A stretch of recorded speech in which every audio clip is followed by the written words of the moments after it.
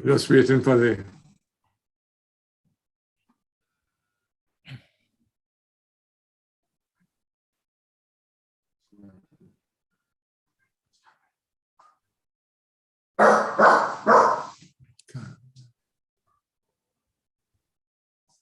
Just waiting for the...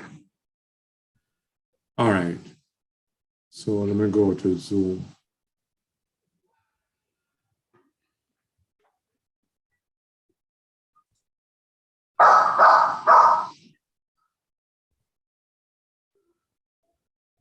Just waiting for the... All right. So let me go to Zoom.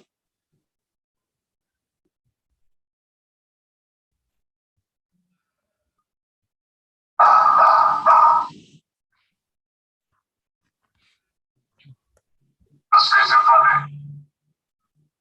All right. So let me go to Zoom. All right. We can start now. Okay. Good evening and welcome, fellow Jamaicans, friends, and comrades. We welcome you to another discussion of the Progressive Manifesto put together by the PNPYO fraternity, PNPYO 70s fraternity.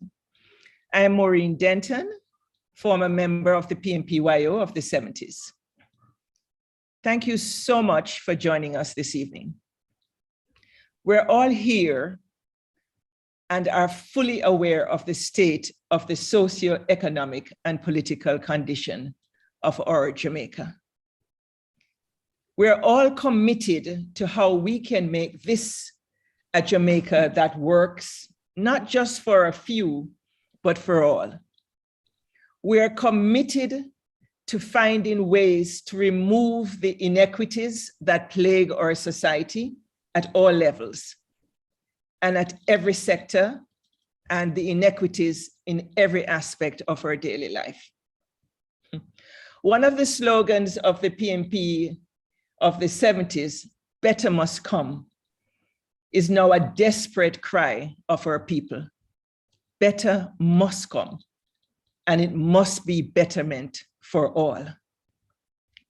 Comrade Paul Burke will provide an overview of the manifesto and the discussions around it to date.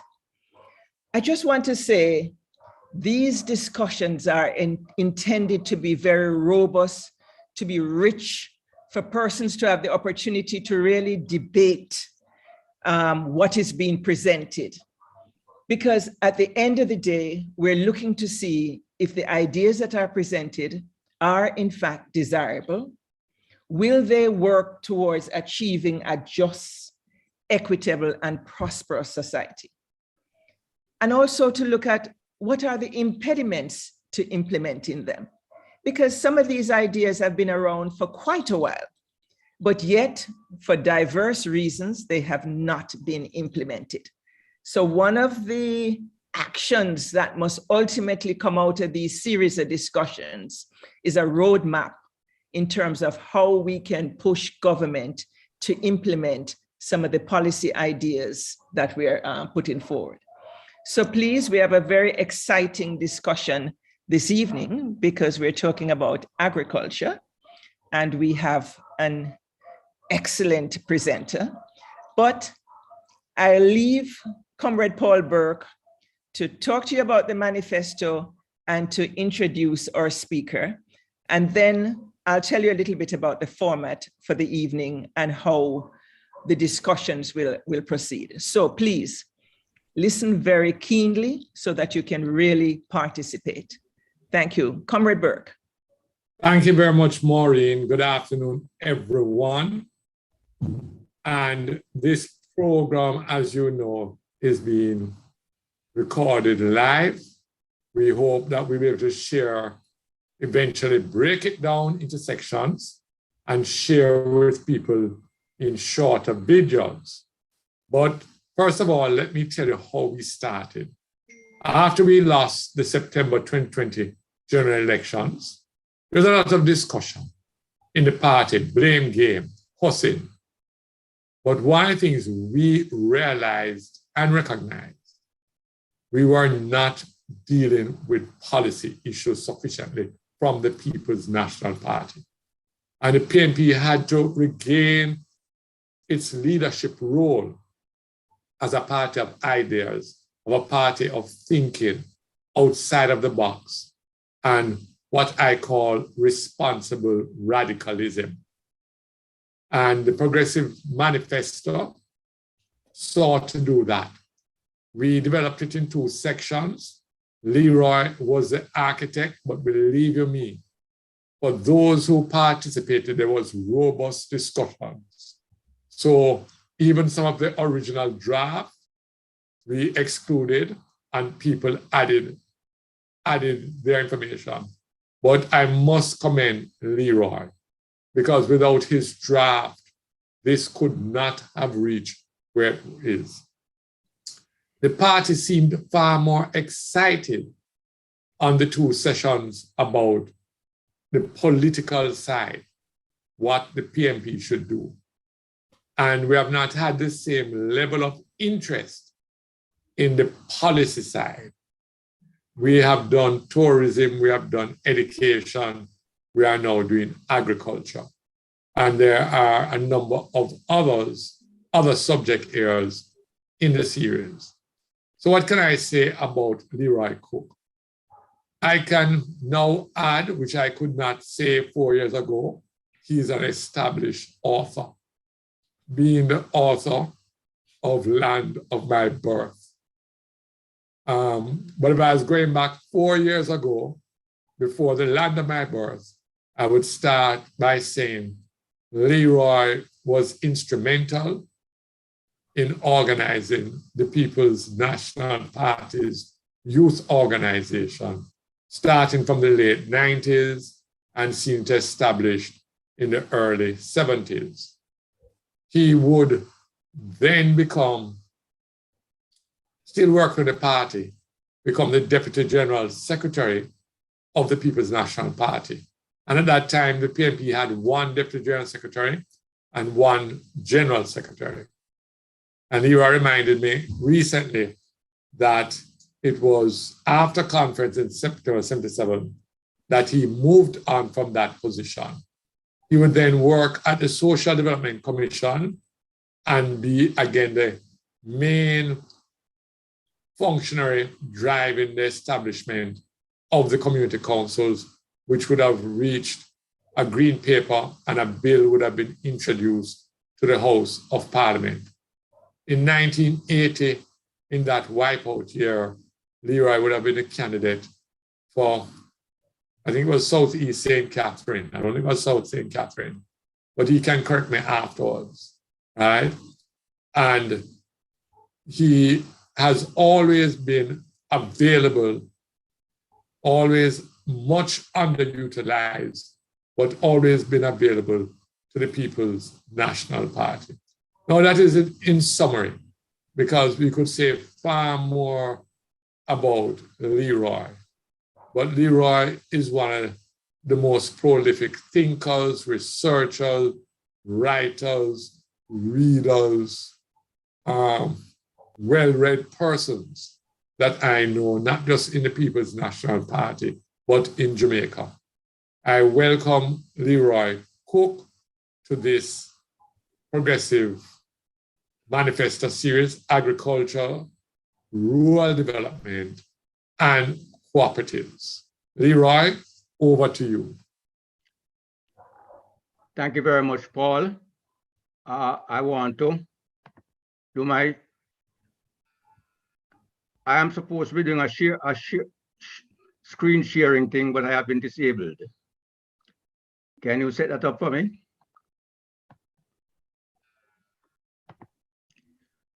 Paul, I have been disabled from doing my screen sharing. And you are you're muted. on mute. You're on mute. I'm saying you are co-host, Leroy. Yeah, check. Okay, fine. It looks better now.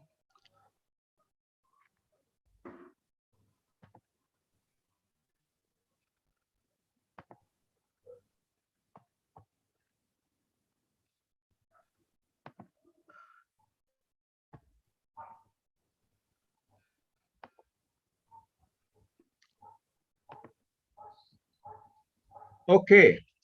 Good evening. Yes, as Paul said, the original proposals were drafted over a year ago. And as far as the agricultural proposals were concerned, at that time, we looked at a very small area, just at the area of cooperatives and government lands. But since then, we have had the opportunity of expanding our proposals to cover a wider area of agriculture. However, this is still not, we do not claim this to be a total agricultural program. We regard it as a basic program for agriculture going forward.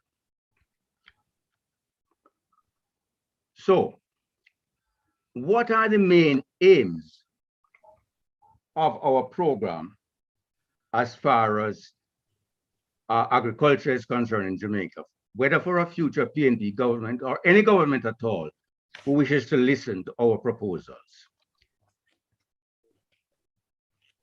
Number one,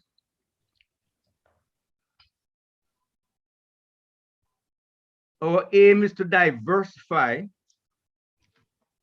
Jamaica's economy by restoring agriculture to the center stage of national development.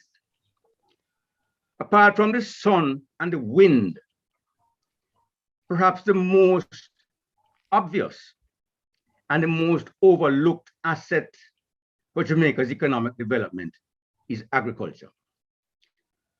Our country has land that is fertile, that is abundant, with varying climatic and soil types, land that is largely underused, and it also has local and international means of communication that are becoming more and more accessible.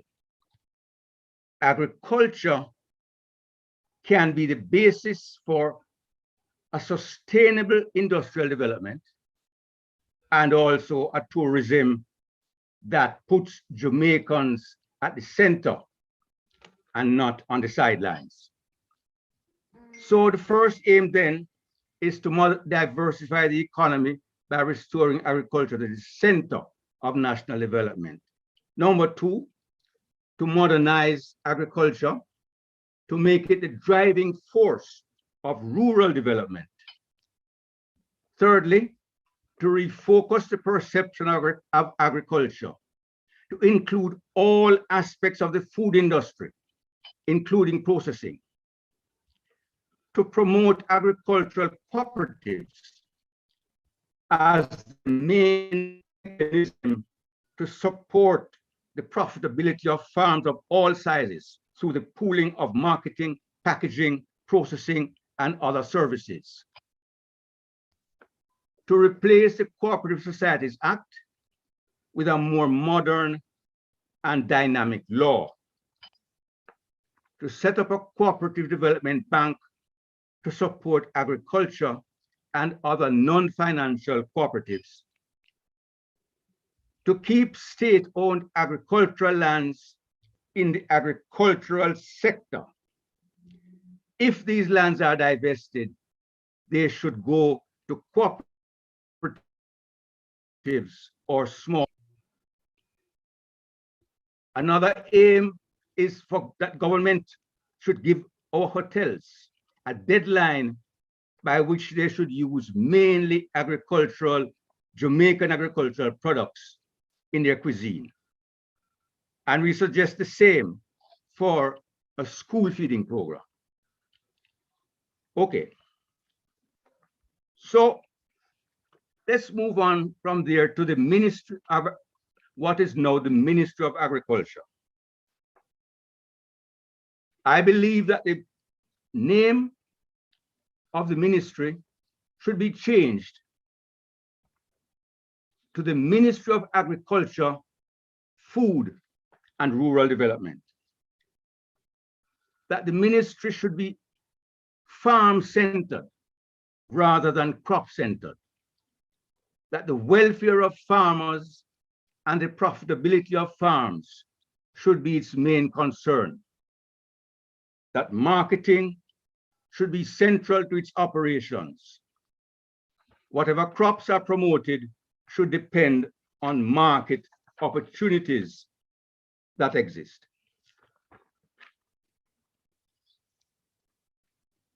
Okay, we're going to take a broad look at agriculture, but we're going to start out by looking at agricultural cooperatives, because we believe that agricultural cooperatives are the most viable path for our small farmers. We are quite aware that in Jamaica, there exists a very strong bias against cooperatives. That the prevailing view among a lot of people is that cooperatives are non-viable in Jamaica. That is a misconception that we must disabuse our minds of. If we should compare cooperatives with the normal joint stock companies with which we are more familiar, the truth is that joint stock companies have a higher failure rate than cooperatives.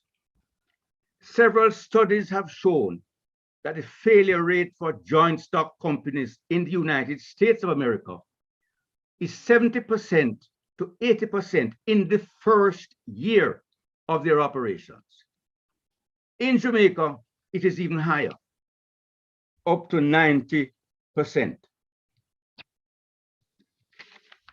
So let's take a look at cooperatives, agricultural cooperatives on the world stage.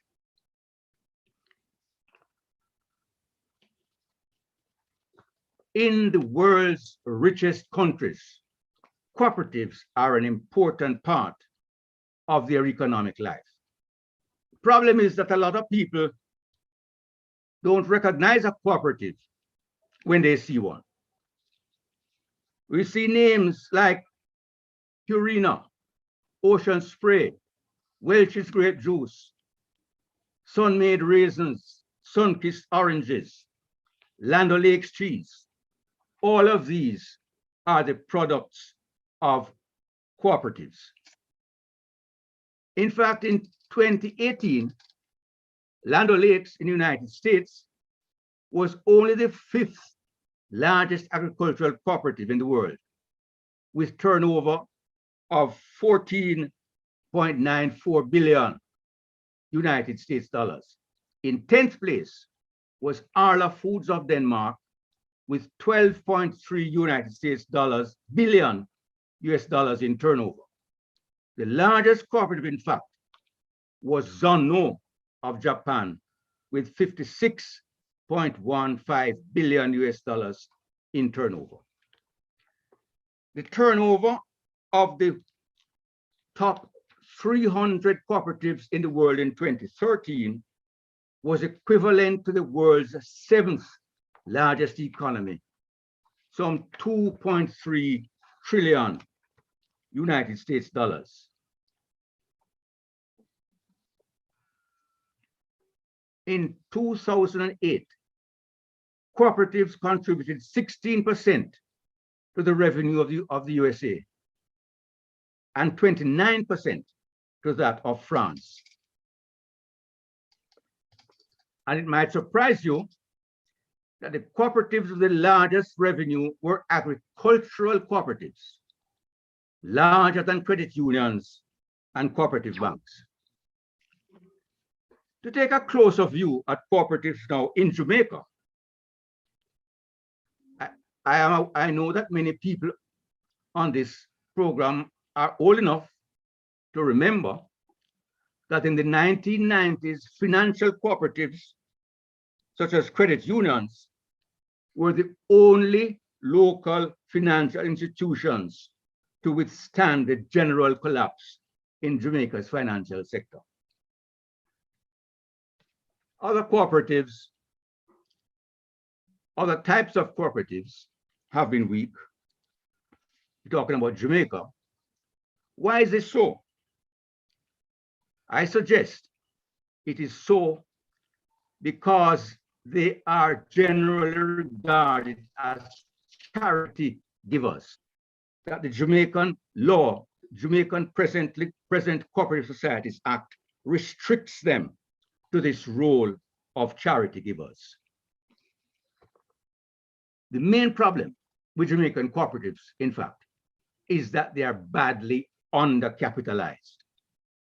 The fault for this lies in the law itself, a law which says that bodies corporate cannot join cooperatives in Jamaica. Non-members cannot invest in Jamaican cooperatives. And in addition, there have been some cooperatives which have been successful in Jamaica.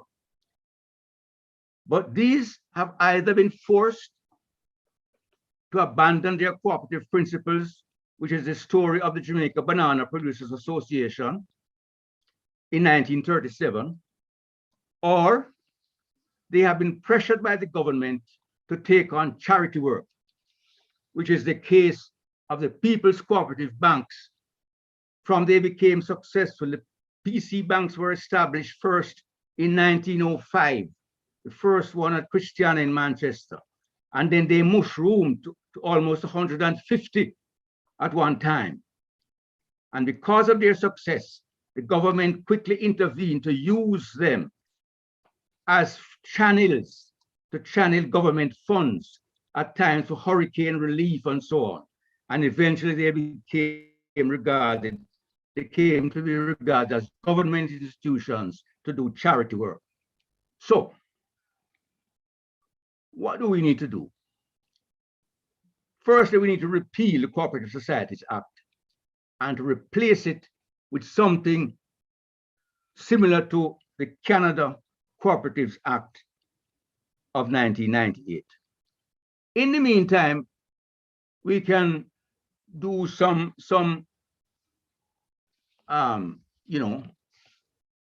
quick and ready solutions, like amending the Cooperative Societies Act, Section 23 in particular, to open up membership of cooperatives to legal persons as well as natural persons. At the same time, it would be helpful to amend the Industrial and Provident Societies Act, Section 3, subsection A, to remove the monetary ceiling on shares and replace it instead with a percentage ceiling.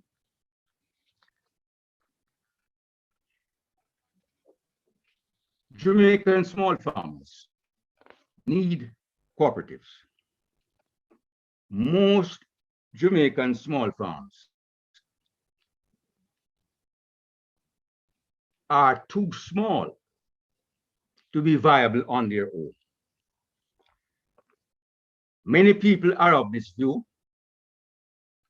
including Michael Manley. This was his view in The Politics of Change, written in 1974. The small, largely hillside farmer has been defeated by a combination of the smallness of his average holding and the difficulty of the terrain which he must farm. And he went on to say, until he benefits from economies of scale, it is impossible for the Jamaican farmer to take advantage of his opportunities.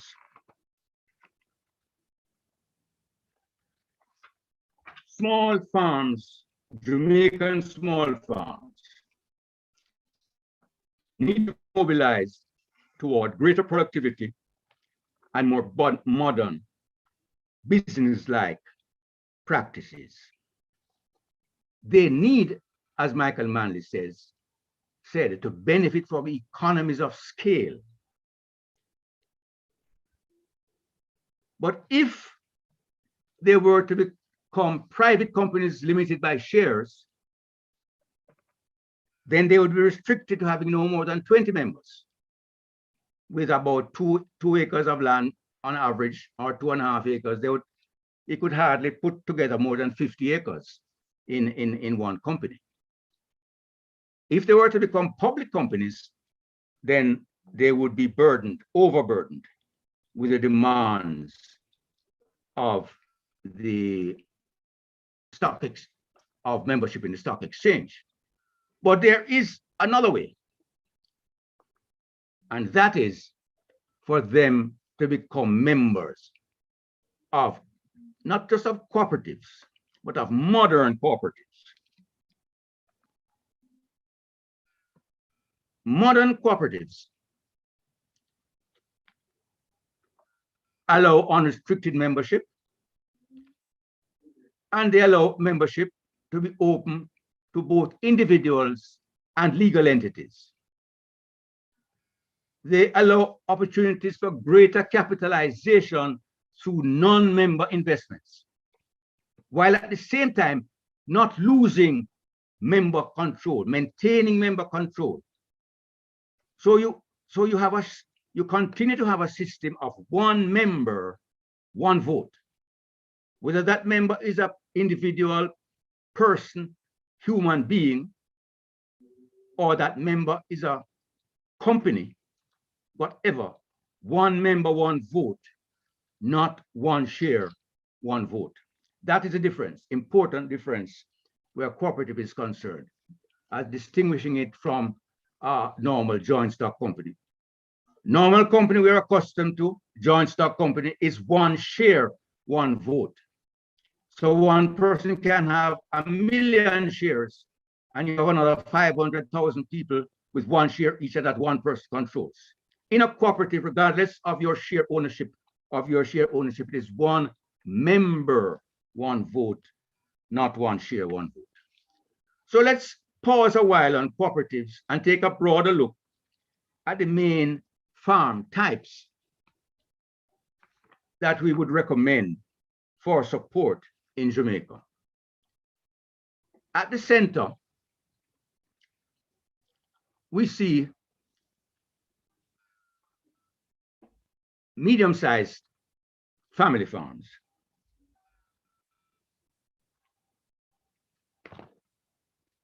Then we have small farms, which are most of Jamaican agriculture. We would support, encourage cooperative farms and a new type, which we are calling integrated community production centers.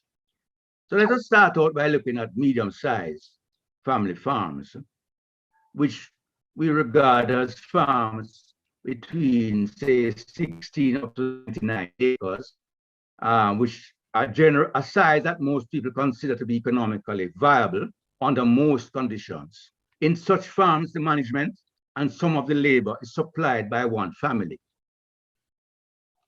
Usually there is some hired labor in some of these farms, certainly at crop time. When it comes to small farms in Jamaica, we're talking about farms between 2 acres up to 15 acres, even though most Jamaican small farms are in fact close to the bottom end of the range, closer to 2 acre, 3 acre, 4 acre size. These farms are generally too small to be economically viable. Most of these farms have been inherited from their family ancestors, and they double up as the farmers' homes, and of course the owners are therefore reluctant to sell.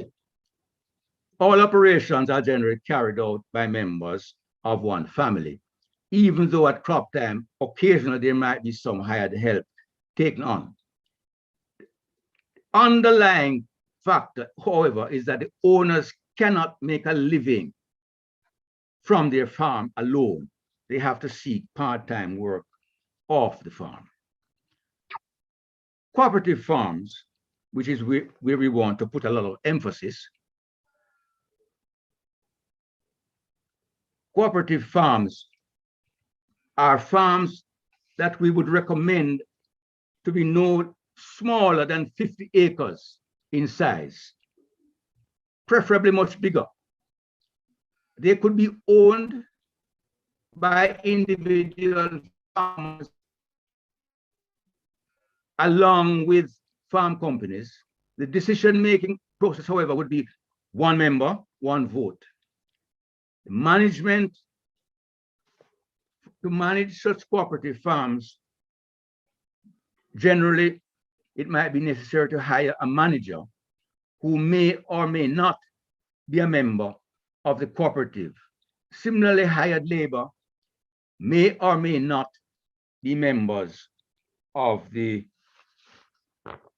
cooperative. All right. So let's move on to this new thing which you haven't heard about before,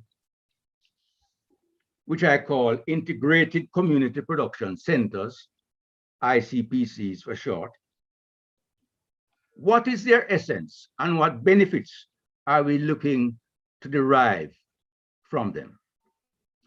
This would be a multi-stakeholder cooperative, a new type in Jamaica.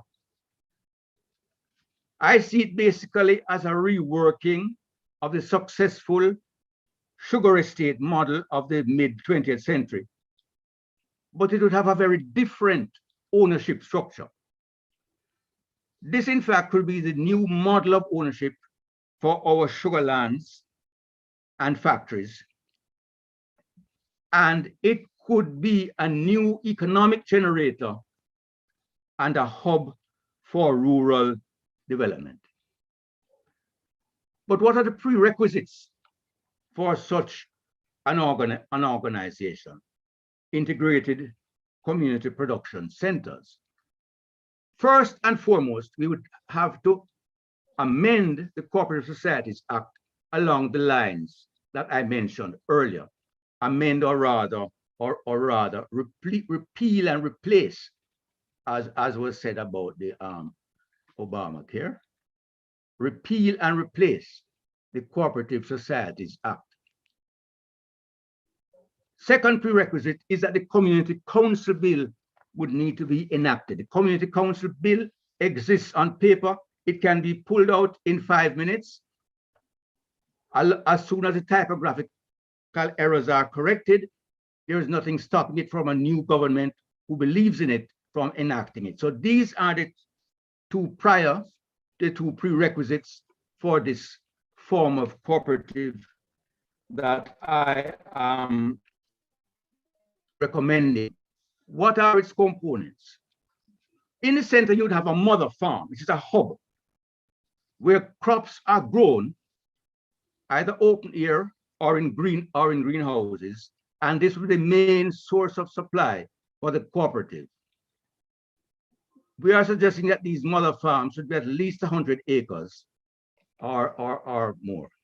Then you would have satellite farms, just say small farms and medium-sized family farms around in the area, which would supply the center with crops, supplementing the supply from the mother farm. Just as how small farmers, small cane farmers used to supply the sugar factories. Then, of course, there would be a packaging or processing center, a factory, in other words. There would be administrative offices, and you would need to have agricultural specialists who would work on the mother farm as supervisors and as extension officers more generally in the wider community. And we think that these integrated community production centers could be used as demonstration bases and extension support centers in our rural communities. What are the aims of such an organization? Number one, to foster economic development of the local community through employment and through purchasing their produce. Secondly, to create a network of local community enterprises.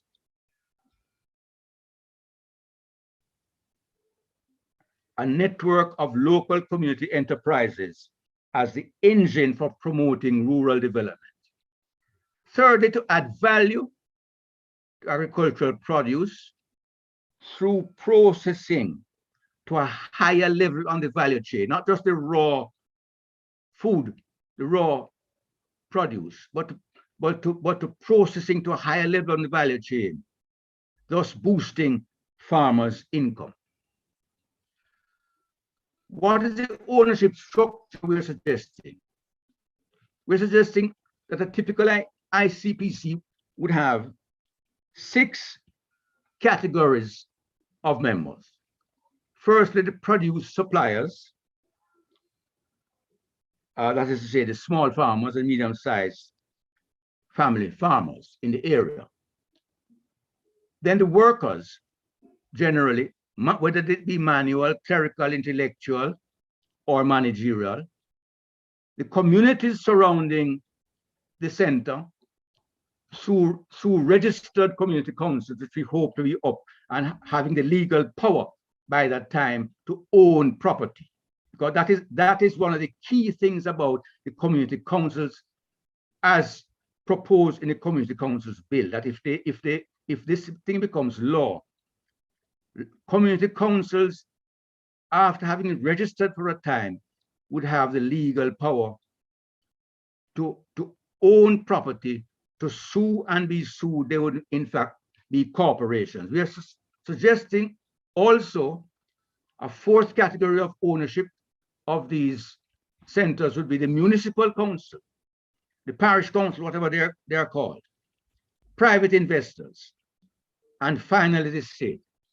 Central government, even though the proposal is that government equity should be gradually divested between, say, year 3 and year 10. So how would the share ownership go? 6 categories of membership, and we're proposing that each category of owners would be allocated 16 2/3% of the shares in the cooperative. No member owner, no category of ownership, no member owner could collect dividends until they had paid up their allocated shares. That the government's share, as far as that is concerned, would be only transitional, that it will be phased out over time. We're looking to get the land mainly from the government. Government has a lot of unused land put down. We are suggesting the government would lease the land to the community council at a peppercorn rate for 99 years. And this would form the community's share in the enterprise, valued at market rate.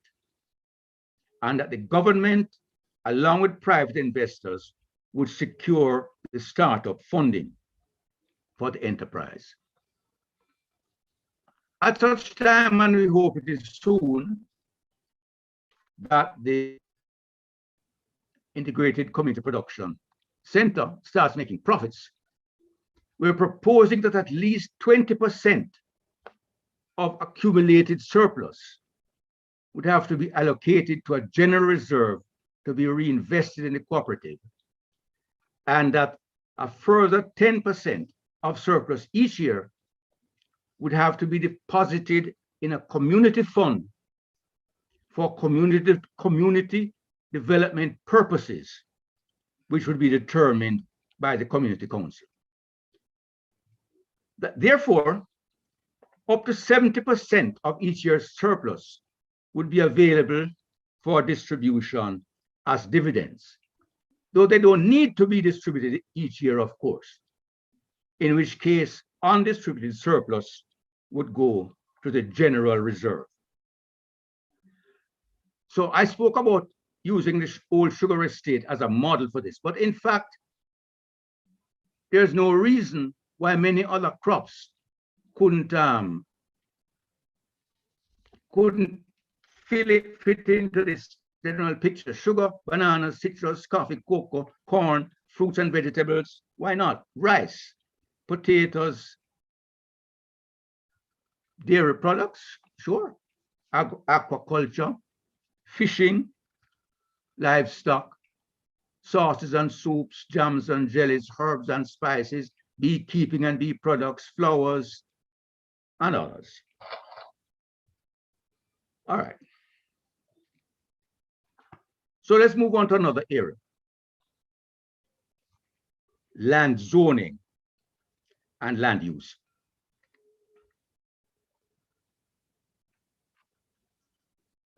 It is proposed that all arable lands should be zoned, classified as agricultural lands, and that such agricultural lands should be reserved exclusively for agricultural use. That we should aim to increase the size of the average small farm to at least 10 acres, to lease government-owned agricultural lands to cooperatives,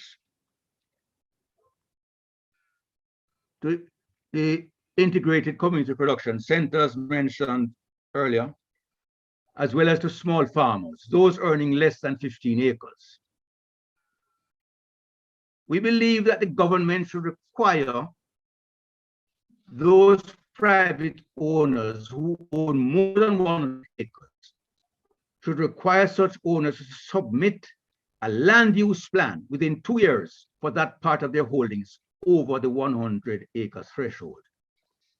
That small farmers also, that is to say those owning less than 3 acres, should be given the option of applying to lease additional land, or if they don't wish to go in to farming in a serious way, to sell their unused lands to government for allocation to other small farmers.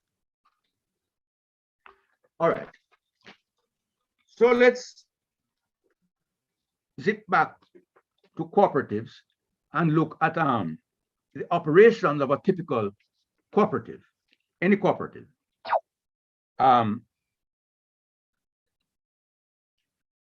Main services cooperative would supply to its members would be marketing, equipment leasing, technical advice, packaging, processing, fertilizer, supplies, and purchasing other inputs. Of course, the cooperative should benefit from such support services as government can provide.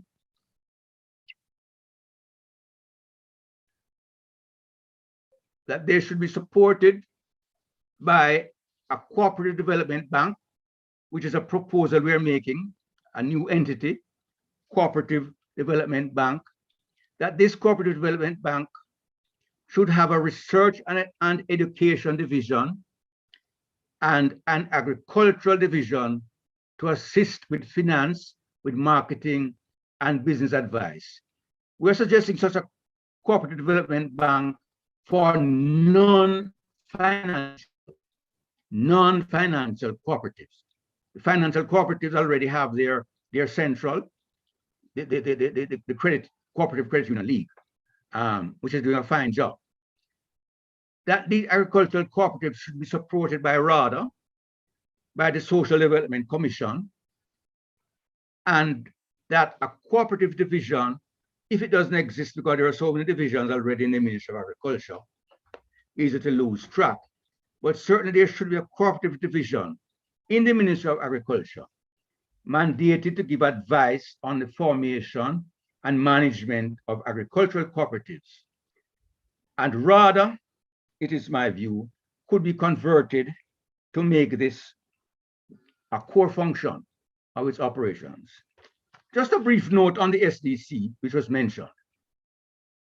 I believe that the Minister of Agriculture, Food and Rural Development and the Minister of Housing and Urban Affairs, which is what we are proposing, the Minister of Housing and Urban Affairs should collaborate in naming the board of the Social Development Commission. That the SDC could be placed under either of these ministries working, because they're going to be working very closely together. We do not, let me put it this way, I do not recommend retaining a Ministry of Local Government. This ministry's role in the past has been chiefly that of hindering the autonomy of local government authorities. All right, shifting now to another program, which I think is vital that one of the agricultural priorities of the government should be to establish a crop insurance scheme. This should be a multiple peril scheme to ensure against drought, flood and landslide, disease, pests, fire, and calamitous loss in earnings, such loss as can come from any source, unanticipated from time to time. That the introduction of such a multiple peril crop insurance scheme, we believe, would greatly reduce the need for financial support from the state, because the banks would be much more willing to grant agricultural loans when they know they have this guarantee, such a guarantee. Their risk would be, the bank's risk would be reduced to almost zero. And this was made plain to me, some years ago when I made a study tour visit of the Desjardins banks in the Quebec province of Canada. And they explained to us that most of their loans were to housing, but their most secure loans, and therefore their favorite loans were agricultural loans, the direct opposite, inverse of the Jamaican situation. Agricultural loans were their favorite loans because they had an almost total guarantee from government based on the crop insurance scheme, and that was the main thing. And within this crop insurance scheme, multiple peril crop insurance scheme, there could be a variety of insurance plans, from a basic plan to a comprehensive plan. That the premiums would vary according to the crop, according to the area you're farming in and the risk in such an area, and according to historical data that is gathered concerning farming and a particular type of crop in that area. That premium payments would be shared 50-50 between the government and the farmer. Well, it could be a different ratio could be worked out, but we could start from there and negotiate.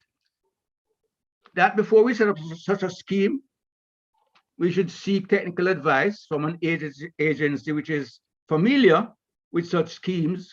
I'm suggesting CEDA, since I am familiar with the Canadian experience in this. Okay, a new area, marketing research and support. Not suggesting necessarily setting up a new, what is it called? Spanish Town Road operation, marketing authority, but certainly marketing research and marketing support, right? RADA has a what's the word now? Looking for a big word and I can't find it. RADA has a basic marketing operation going on, but that we should strengthen this marketing research and support capability within RADA. That the government, through its ministry, should provide farmers with information on market opportunities, both locally and abroad, and also with assistance with packaging and promotion practices and strategies. All right. Leased government lands, leased lands. This is a big thing in the 70s. Government would now lease land to people, farmers, for up to 49 years. What has happened to that? Brilliant idea. But fact is that farmers with such lands have a problem getting bank loans using these lease lands that they've leased from government as collateral for their loans. I experienced that when I was in the Agricultural Credit Bank, working with the People's Cooperative Banks. I'm proposing, therefore, that government should specify in its lease agreement, specify that the lessee has permission to use the land as collateral for a mortgage. This is like a guarantee to the lender. Farm roads.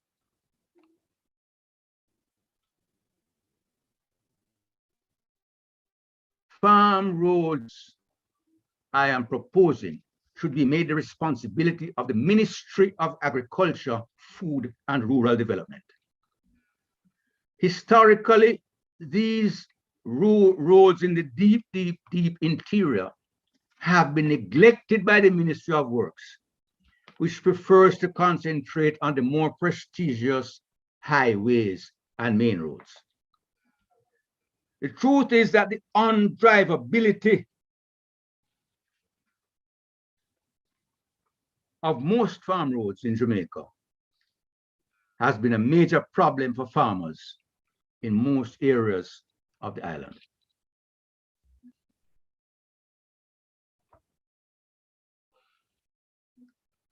So what about the Jamaica Agricultural Society? For the JAS to become again a positive factor in our agricultural development, it needs fundamental reform. I'm proposing that the JAS should be made independent, totally independent of government. That the Cook recommendations of 2009 should be adopted. That the JAS Incorporation Act should be repealed and replaced with new legislation modeled on the New Brunswick's Agricultural and Farm Organizations Funding Act.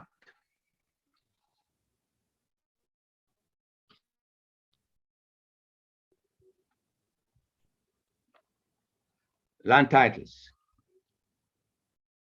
One of the most persistent problems for Jamaican small farmers is the absence of legal titles to land. Proposals. Establish a division in the ministry to give exclusive attention to speeding up land titling for farmers. The Facilities for Titles Act, which is something Norman Manley brought in, not Norman Manley personally, but his government brought in 1955 to make it easier for small farmers to get loans. There has been a reluctance on the part of some funding agencies to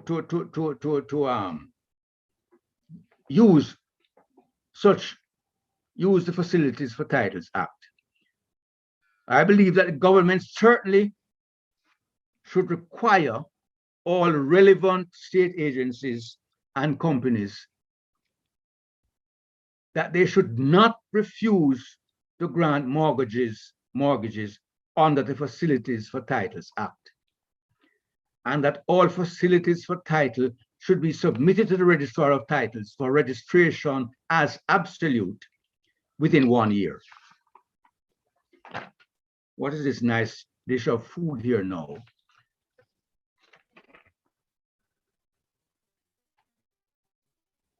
We're talking about the cuisine of tourism and education. Tourism and education, it is our view, can support our farmers. And that the government should give hotels, therefore, a 2-year deadline for them to use Jamaican produce to make up at least 60% of their cuisine by value. If not, if they don't attain this goal by the time specified, then they should be required to pay a fine, depending on how much they fall short. So it's a progressive fine, depending on the shortfall. That the Minister of Education, there should be negotiations between the Minister of Agriculture, Food and Rural Development and the Minister of Education to develop an island-wide school feeding program for primary level schools using mainly Jamaican agricultural produce. No imported bun or whatever, but Jamaican agricultural produce.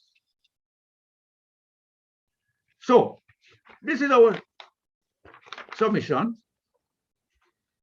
a basic program, not a total program for agriculture.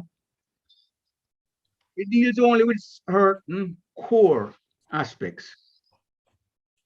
But these are essential if agriculture is once more to be at the center of national development. And if rural Jamaicans are to share in the hope of a better life.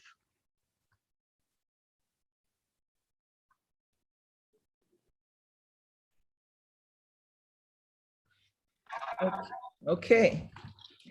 Thank you very much, Leroy, for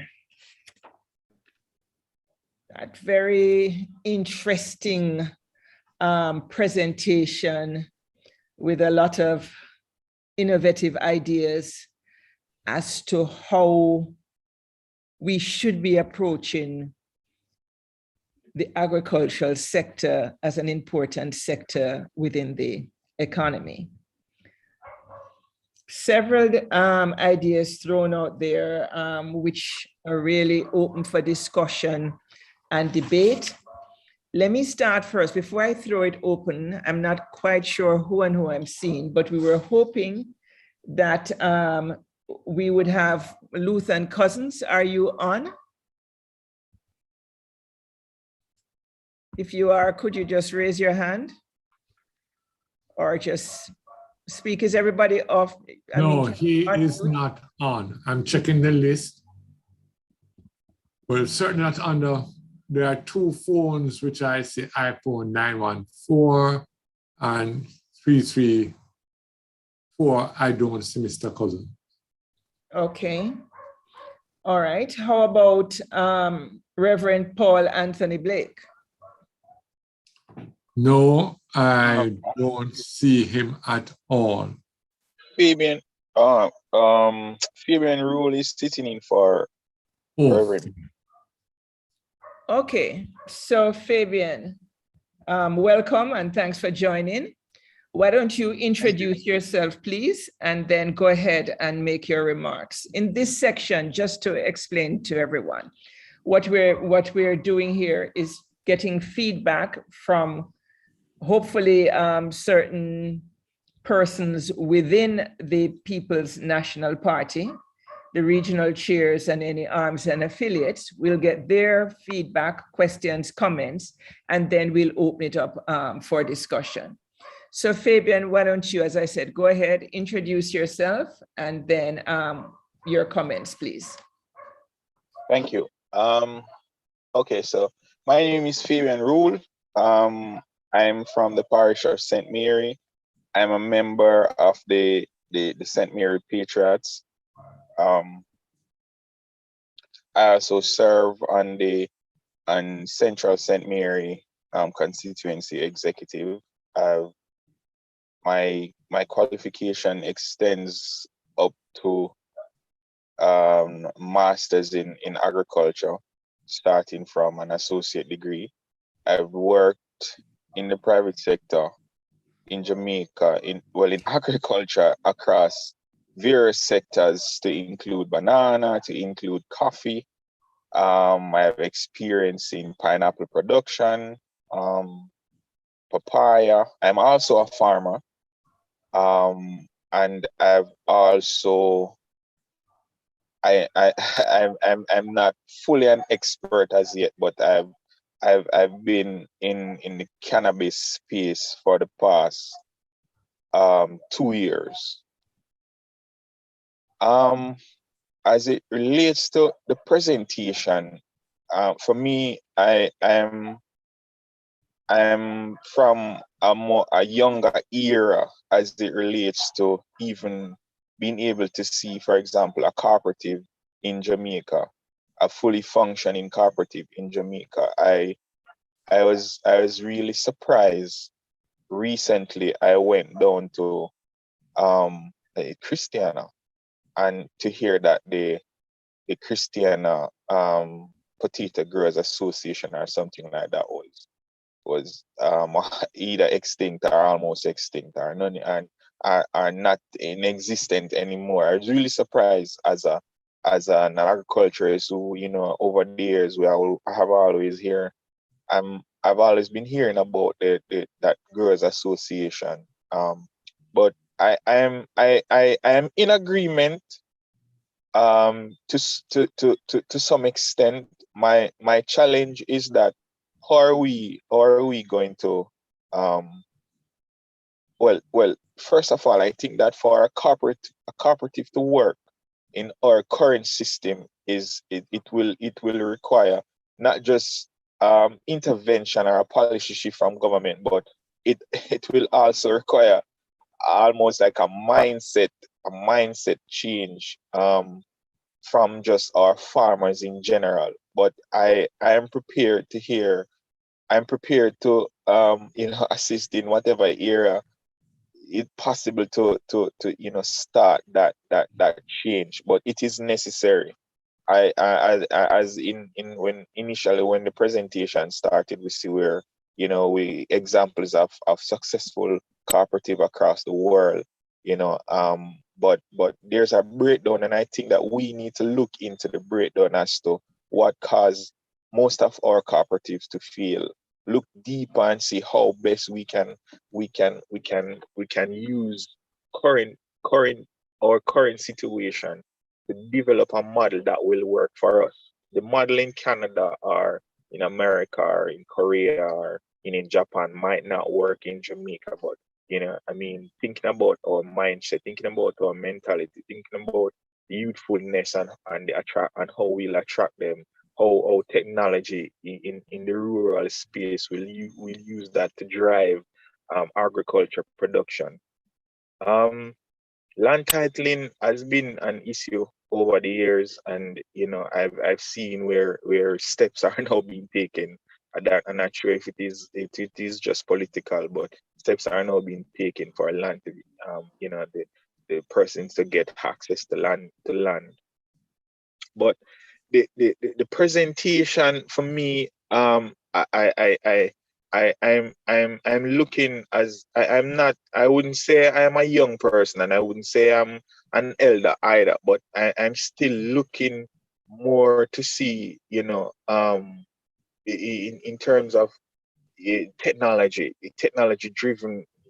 How we incorporate technology in all of this to really change the face of agriculture, to really contribute in a in a meaningful way towards rural development. I mean, attracting youths. I mean, while we might say what worked 30 years ago, or could have worked 30 years ago, it might not necessarily work now. But there are several aspects of the presentation that I appreciate.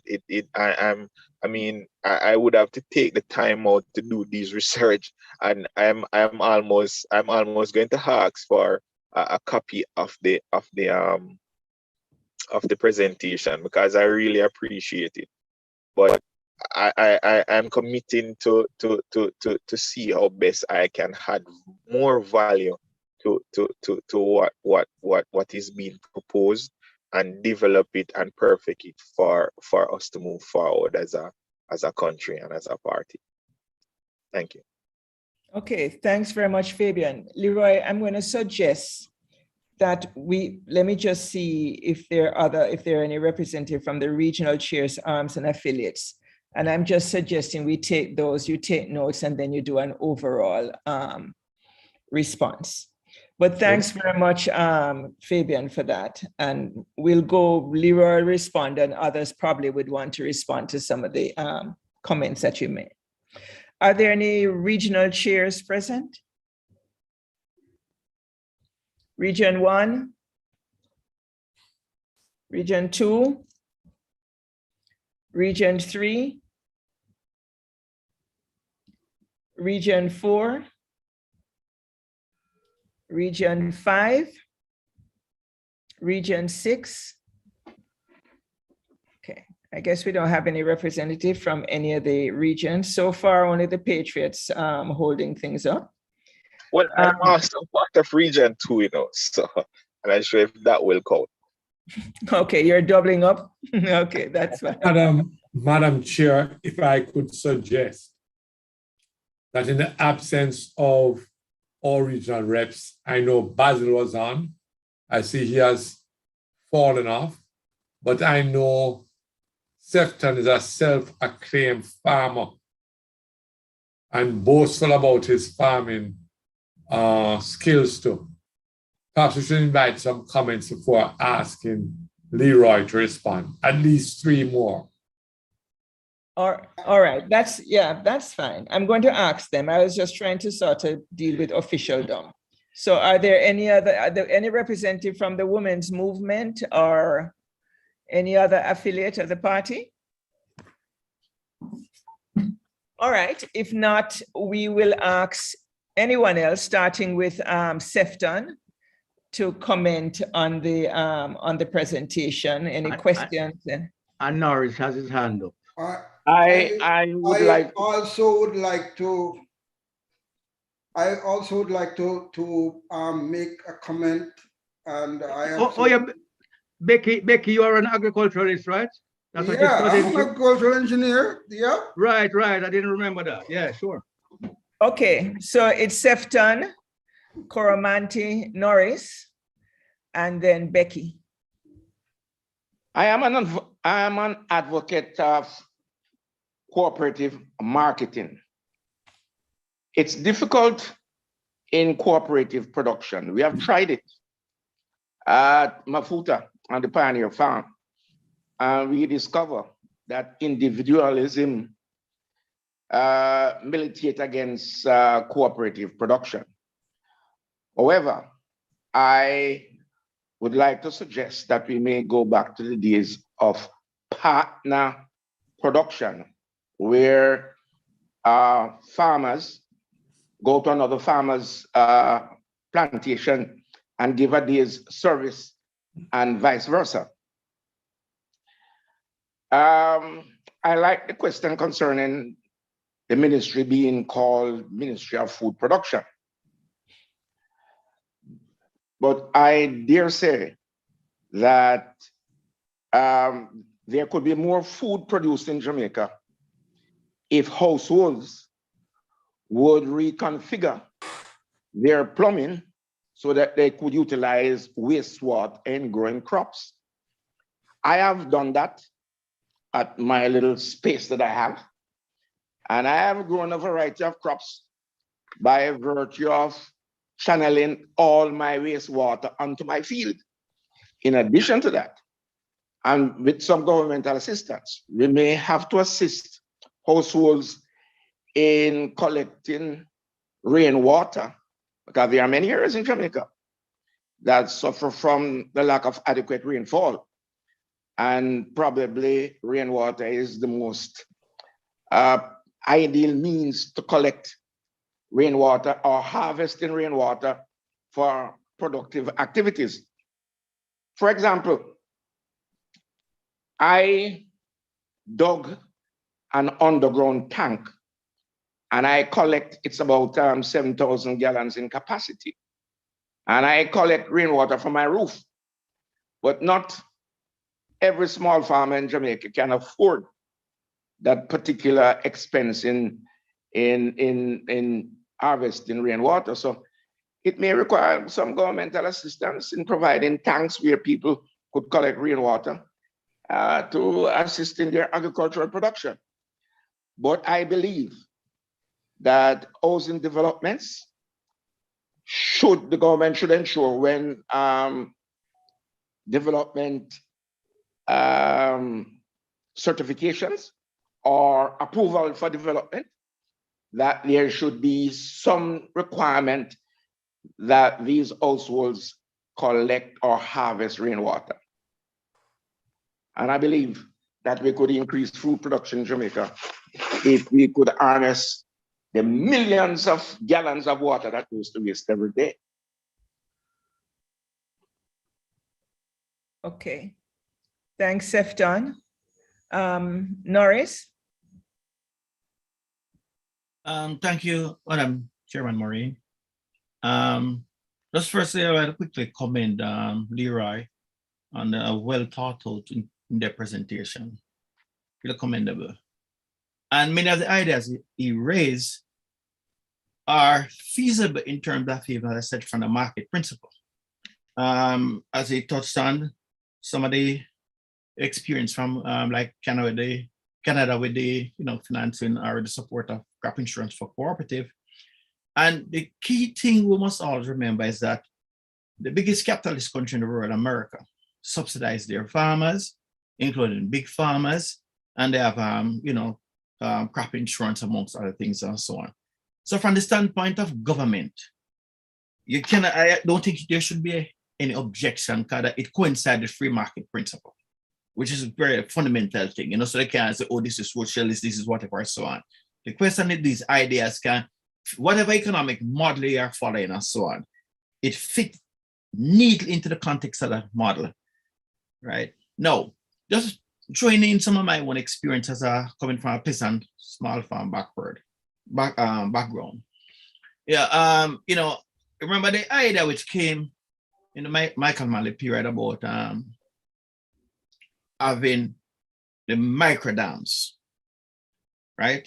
And Sefton sum it up right. In a broader sense, we shouldn't be a country you have storm, you have rainfall, like a you having droughts, right? And I remember like in St. Mary, I see my farm, what they used to do in the hills of St. Mary there. You have look a trickle. They dig a hole in the mountainside, water is trickled out and so on. And they have the catchment below. So whether or not we need to help you have a framework of people go on if it's not being done, as a general principle, right? You get the technical support. Like it, for example, I see my family used to do terracing of mountains, same thing what China did to feed themselves, right? So along the steep mountainside in St. Mary Hills or Portland Hills, my grandfather, he terraced the mountain, and the terrace you use wood lumber, you create layer, and you're creating agricultural land even from that.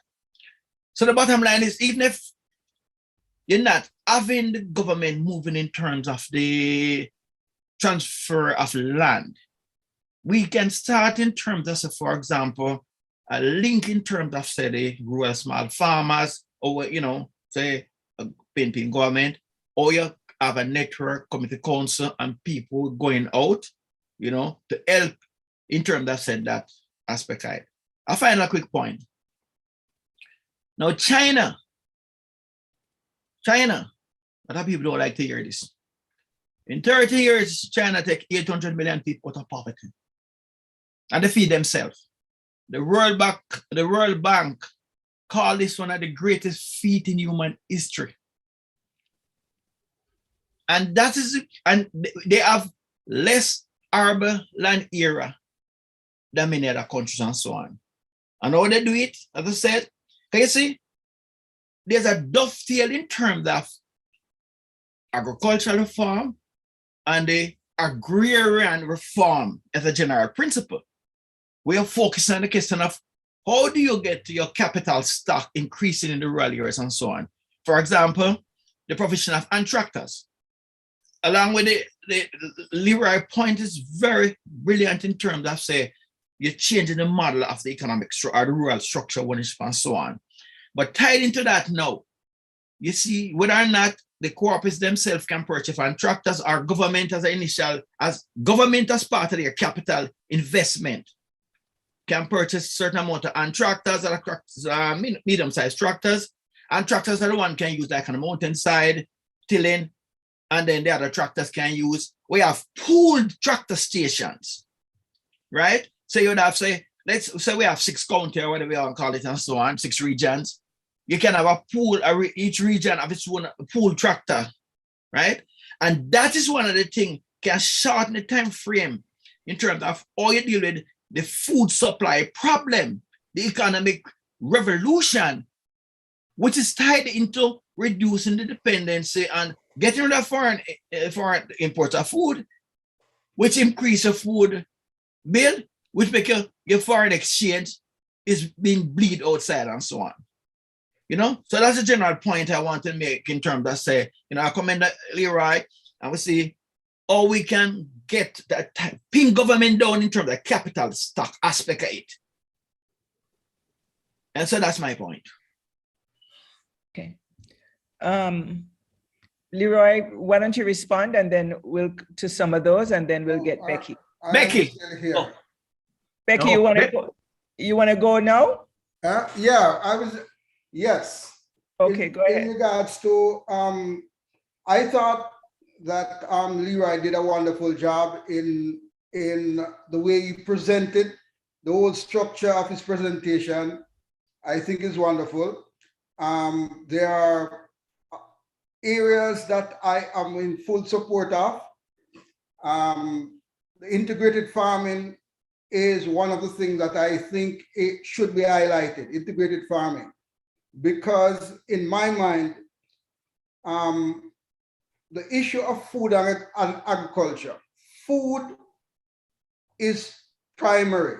Agriculture, although it may seem like agriculture comes first and then food comes second, it's really food that drives agriculture. Because food drives agriculture, we need to look at processing. When you're dealing with agriculture, you have to look at processing because there's a myth that there's a food shortage. There's no food shortage in Jamaica, as far as I know. There's a lot of food wastage because a lot of what is produced are perishable. So if you do not have processing really at the forefront, when you produce, a lot will be wasted, and you have a lot of poverty that is generated out of that wastage because people invest a lot of time and money and yet they do not get much return from it. So you have to look at that first in terms of looking at the whole issue of food. The other issue with food is convenient food. Most Jamaicans buy a lot of foreign food because foreign food, imported food, is much more convenient than the food that is being produced locally. So it goes back again to processing. You need to be able to provide convenient food for the consumers in Jamaica. If not, you'll find yourself in a situation similar to the USSR, where they could not build a decent toaster or a decent clothes iron, right? But yet they can send somebody to the moon, right? So we'll find ourselves right back at that part, similar to that. So we'll have to be able to provide convenient food because a lot more Jamaicans work now outside the home and leave the home much earlier than back in the day. So they do not eat before they leave. They need convenient food because the food that they're going to be preparing at home will take too long. They go out to get convenient food. So we'll have to start focusing on how is it that we can provide convenient food for them so they can be similar to the people in the United States who I just put something in the microwave and I can be ready to leave. So it's all about focusing on food, and then we reverse engineer and go to agriculture. Now, in terms of agriculture, as Leroy spoke about integrated farming should not only be for the cooperative, you should encourage the small farmer to do integrated farming, because the diabetic and high blood pressure pandemic in Jamaica at the moment has to do with the consumption of a lot of carbohydrates and not enough protein. But who are the people who produce the protein? Well, Jamaica broilers, right? All these, the monopolies who produce the protein, isn't it? Because the individual farmers are not really encouraged to produce protein, because one of the things that they're going to talk about is pre-elastin. They're losing, people are stealing, isn't it? But if everybody is raising a pig, everybody is raising a cow, everybody is raising a goat, who's going to steal from who?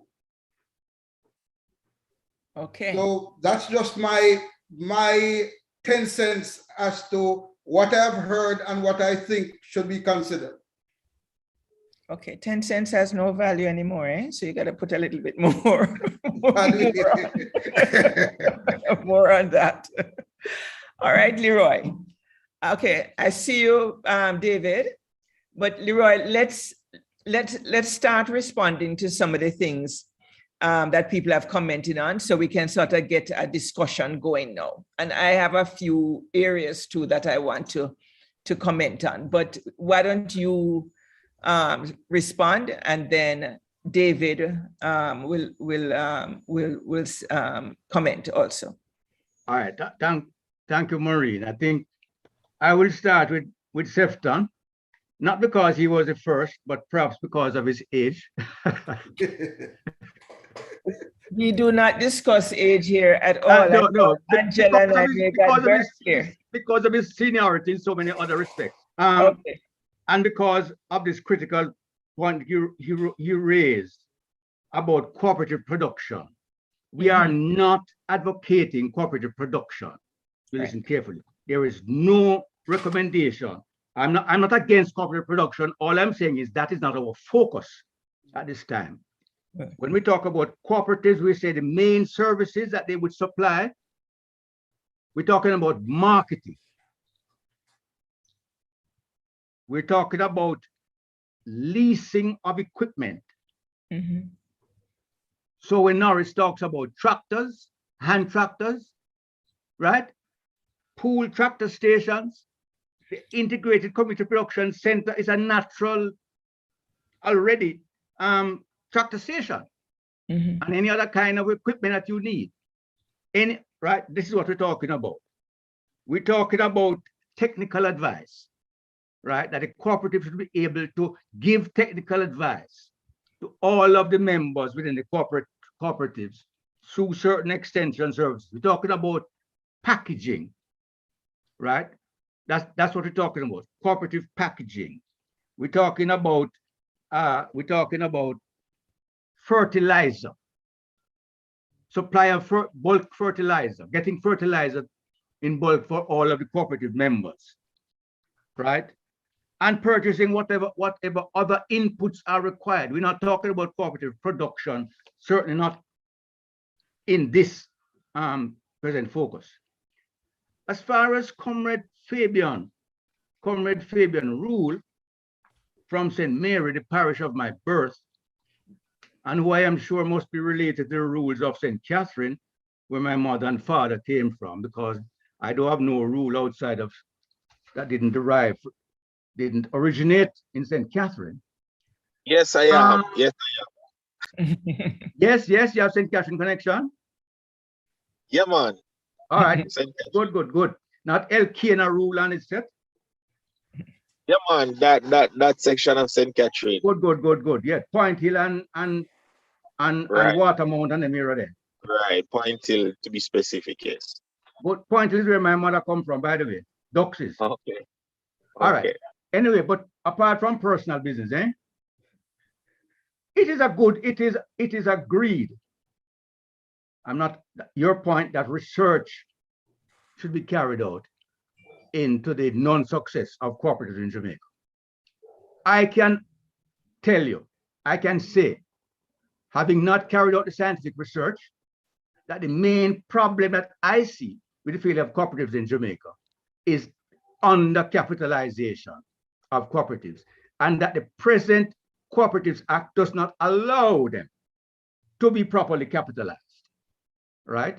Does not allow them to be properly capitalized. As far as models are concerned, it says some models may work in some countries, not in others. The Canadian Desjardins, very, very successful banks. You may say they work in Canada, but they can't work elsewhere.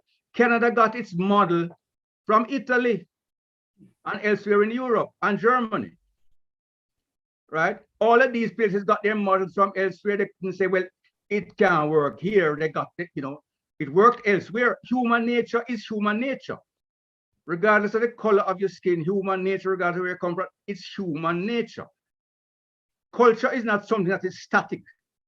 Culture is something that is created and recreated. That is the nature of culture. So if we think it is a good idea, then we need to do whatever we should do to see that it is applied efficiently and successfully. You know, and you said, well, some things 30 years ago might happen 30 years ago, not today. You know, it is normal human nature to believe that whatever is happening in your lifetime never happened before, and that your lifetime is different from every other thing. You know, luckily for me, I am now reading up about the Egyptians, who 3,000 years before Christ, a black country, black civilization, the Egyptians, 3,000 years before Christ, have done things that are. Did you know that the Egyptians, you talk here about the Suez Canal, as they say, one of the biggest engineering achievements of the modern world? Did you know that in the days of, where we would know, say the days of King Solomon in the Bible, right? That an Egyptian pharaoh undertook the construction of a canal, yes, that linked the Nile to the Red Sea. My son named after that. Aye. Pharaoh. What I'm saying is, there is nothing new in this world. Not exactly true, but there is a lot less new than we might believe. We need all right. Mindset where cooperatives are concerned. We need to change the mindset. First of all, if we're talking about the People's National Party, that is where the mindset, that's where the change needs to start. In the mindset of the party, to see that the founder, well, I wouldn't say that's a debate whether it was the founder, but certainly the first president of the PNP actually started his first public service in the area of cooperatives and has always remained committed to cooperatives, right? And we need to get that kind of spirit, at least to start looking at the question once more. The question really is, if cooperatives are not the answer, then what is the answer to small farms? Number one problem, which is that of economies of scale. Economies of scale. What other solution is there to the problem of economies of scale to the small farmer who has 1 acre and a half, 2 acre, 3 acre, so that you know he can have an efficient operation? Technology, importance of technology, very critical. The importance of technology. Of course, you didn't specify what kind of technology. Unfortunately, nowadays when you talk about technology, you talk about a smartphone. That's you know, when it's technology, so you need to specify what kind of technology. I assume, however, you're talking about, well, I don't know what you're talking about, but there are many kinds of agricultural technology. But certainly in Jamaica, there is no lack. There is not a lack of expertise in where agriculture is concerned. The problem is agriculture cannot absorb them in the way it is presently structured. So they go off and they sell insurance and they do other stuff like that. You, Comrade Rule, are very academically grounded in agriculture. So you must have quite a good knowledge of what kind of technology is necessary and appropriate to lift small farmers in Jamaica up. But I am suggesting that within the framework of the cooperatives that I am suggesting, that is where your technology has the best place to be applied. That certain technology will be integral at the provision of technology and the spreading of technology from the cooperative, especially the community cooperatives I'm suggesting, to its members. What else is there? Becky, processing. Beckford, my friend, Yes. and colleague from Portmore and elsewhere. Processing is critical, very critical. And obviously that is a key feature, right? Key service that cooperatives can supply, in agricultural cooperatives can supply, that they do supply. I mean, I've given the example of certainly in the United States, we talk talking about Purina and Land O'Lakes and Great Blues and all those kind of things, right? No reason why that cannot be done in Jamaica as well. I think you had something else about integrated farming, which was perhaps further than I was actually proposing, and perhaps you and I should talk for you to explain to me better what you actually mean as far as integrated farming is concerned. What else was there? He mentioned the whole thing about convenience, being able to produce convenient food, foods that are convenient to meet the demands of the society. Yeah, but certainly whatever convenience food you're talking about can be satisfied by the products of Jamaican agriculture. It's just for some entity to say, well, that is the way I'm going to go. Yeah, that is the way I'm going to go. It's still part of processing. Huh? It is still part of processing. It is the convenient food is out of processing. Right, And even if it's not canning and tinning and bottling and that kind of thing. yeah. Sure. It is certainly a certain part of processing, except that it is a more ready, is a short-term kind of, quick and ready and on time, more on time operation where that is concerned. Right. But certainly, I'm not proposing that we go as far as that, but there is no reason, and this will be perhaps much further down the line. If a successful cooperative who provides all the services I'm proposing has access to all of the products, there is no reason why it cannot move out into the area of catering. You understand? Catering in terms of the large towns, the main towns in the island, that seems to me an area, excellent area that they could move into. All right, perhaps I should break for now. And Leroy, yeah. Leroy, I'm realistic to know that in as much as I would love to see cooperative agriculture, we have had a dismal experience with cooperative agriculture. For example, exporters cannot rely on a guaranteed supply of produce from farmers to supply the export market, because there are going to be itinerant vendors who come around and offer them a greater price than the agreed price that they made for the producer. And consequently, that export market crumbles. So I would suggest, and then again, you have marginal lands. People, the majority of farmers are elderly, and they don't have the strength to farm the little plots that they have maybe on a hillside. So the question is, it can be mechanized.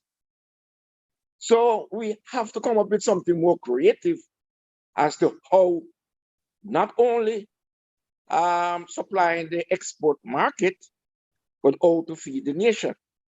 But I respectfully submit that the question of cooperative production, based on my experience, and as a result of individualism, suspicion of others that somebody else may be getting a bigger stake out of the operation, it is best to find something that satisfies the mindset of farmers, small farmers in Jamaica. Okay, so As I said, I am not advocating cooperative production. I'm not advocating cooperative production. You said that the exporters cannot rely on small farms. That's true. Because the small farmers are a part of the market, and obviously they go to the highest bidder, right? Grace Kennedy has an operation called Grace Foods, where they buy from small farmers.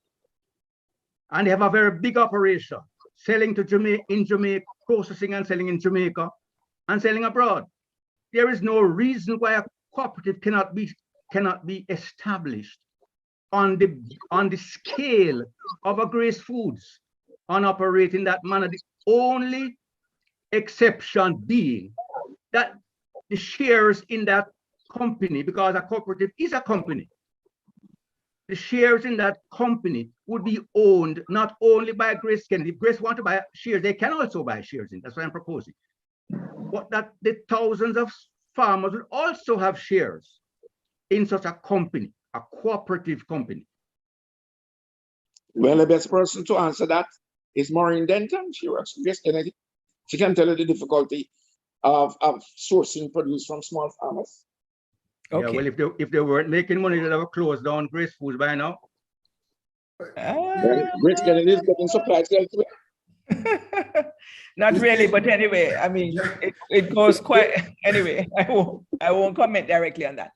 But I mean, I know David wants to come in, and I think we need to look at some of the suggestions that have been made and some of the constraints in terms of trying to implement them. One thing comes to mind, and I don't know where David is going, and I'm going to turn it over to him, but your whole energy presentation that you did at the start of these discussions in terms of lowering the price of energy is going to be critical to what is being proposed here, especially in terms of processing and being able to be competitive in terms of production and cultivation.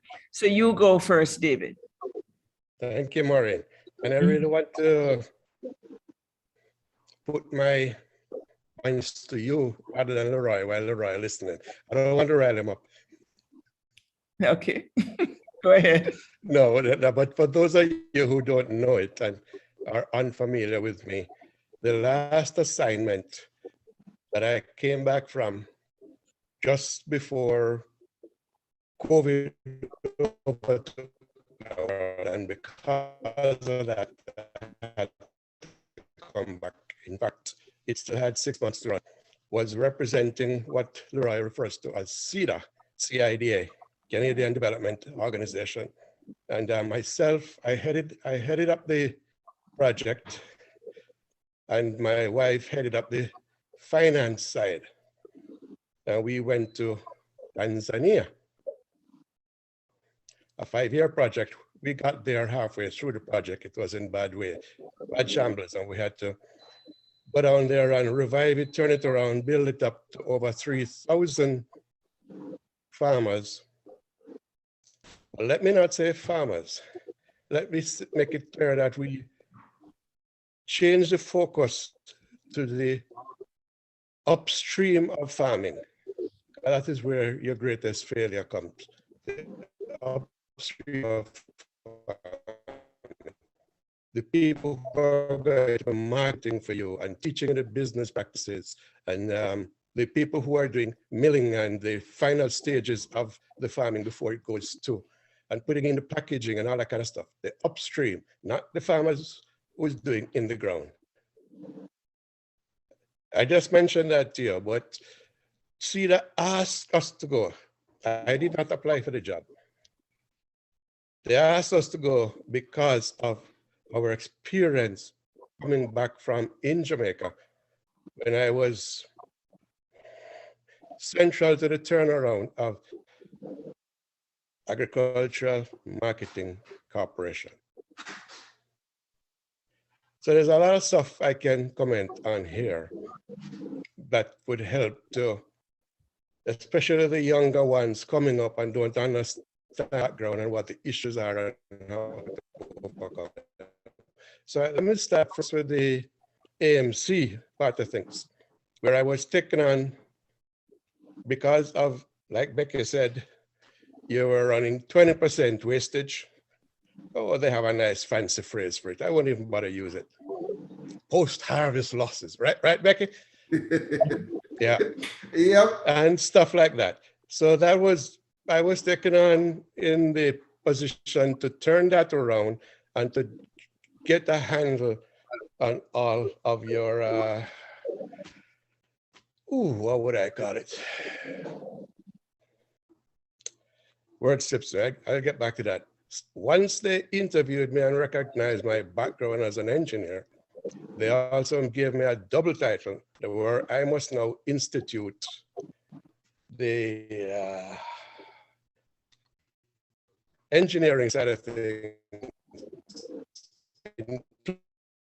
David, you're going in and out.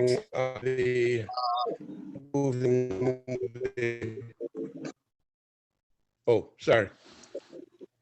I hope this helps. Yeah.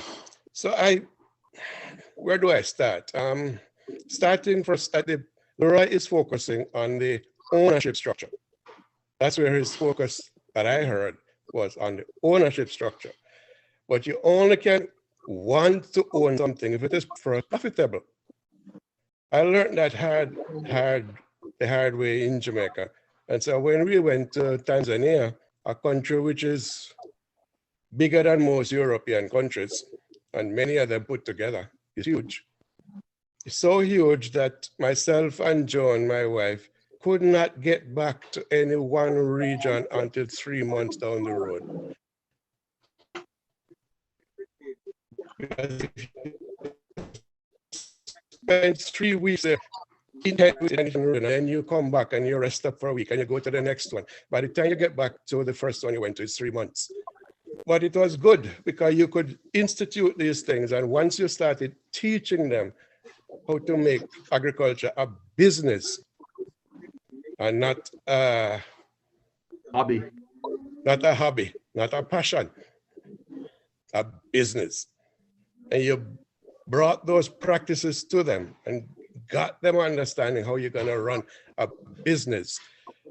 3 months down the road when we come back, they have passed on those skills to their family and for the people around them. They have created their own cooperatives unofficially, which they refer to as tendering. You have to have a certain amount, quantity for you to be able to tender for anything. It doesn't matter if you're tendering crops or if you're tendering for what you call is, what you wear to school, uniforms for schools, or whether you're doing desks and chairs and beds for institutions that have boarding, or whether you're doing at the hospital where you're tendering for their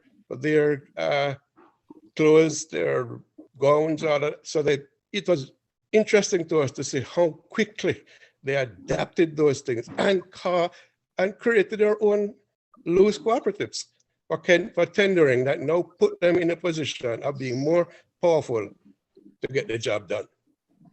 So we worked with them, over 3,000 of them, not a small number.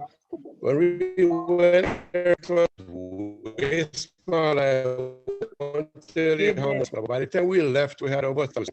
And it was due to the things we learned at AMC and in Jamaica that we could come at it that way. Coming to the AMC side of things, Maureen, and dealing now with processing, as you call it, to start with. The big issues at the AMC when I got there is that it was almost a complete collapse and failure at that time, financially, because it was under the Ministry of Agriculture. The mindset of agriculture is to produce food. The mindset of business is very different. It's to take the food from you, make a profit, and then get the profit back to you. Now, AMC was a small farmer organization with very few, maybe 90% were small farmers, and then 10% bigger farmers, up to maybe 25 acres. So we had different programs depending on the size you had. This larger farmers, we brought into, can I remember the name? I'm sorry, I didn't write these things down. Where you could give them contracts to farm specific crops at specific time and specific time frames. And you would give them a guaranteed price. A futures market. Can I interrupt you there, David? David, So why you did ANC collapse? Why did the ANC collapse? Let me say this. It is easy. Hold on one second. Contract. David. Yes. David, Yes, you're gonna have to fix your thing because I don't know what it is, but there's constantly, it's going in and out, and we had the same problem on the last discussion. So, Mr. Engineer, you have to fix that. Let me move, see if it gets better. Let me move and see if it gets better. Okay, so let's come to the point, and then Sefton wants to make a comment. And Paul, so very quickly dealing with the issue of one of the things I had to do, having pretty much no money in an almost bankrupt organization, is to put in low cost techniques at the storage level. So MC improve the storage of the product, that you could improve the shelf life of the product, and having improved the shelf life of the product, you can get it all sold, you can bring down the post-harvest losses, and you can get a better price, which puts you in a much better position. I don't know if that makes sense to you, but that essentially is what I did when they brought me in. I wasn't asking anybody. You're gone again. Follow the leader. It says David's bandwidth is low. David's bandwidth is low. Yeah, it is low. David, take off your video. And that is why I'm going as close as I can to. All right, let me try a little more. Video, and I'm going to ask you to wrap up on your comment so we can sing that. But take off the video. Yeah, because maybe that will just help yours. Yeah. I'm going to take off the video.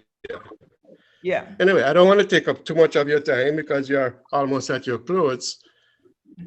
But with that, you improve the chance of them forming themselves into cooperatives, because now everybody wants to join together, because now suddenly they're making profit.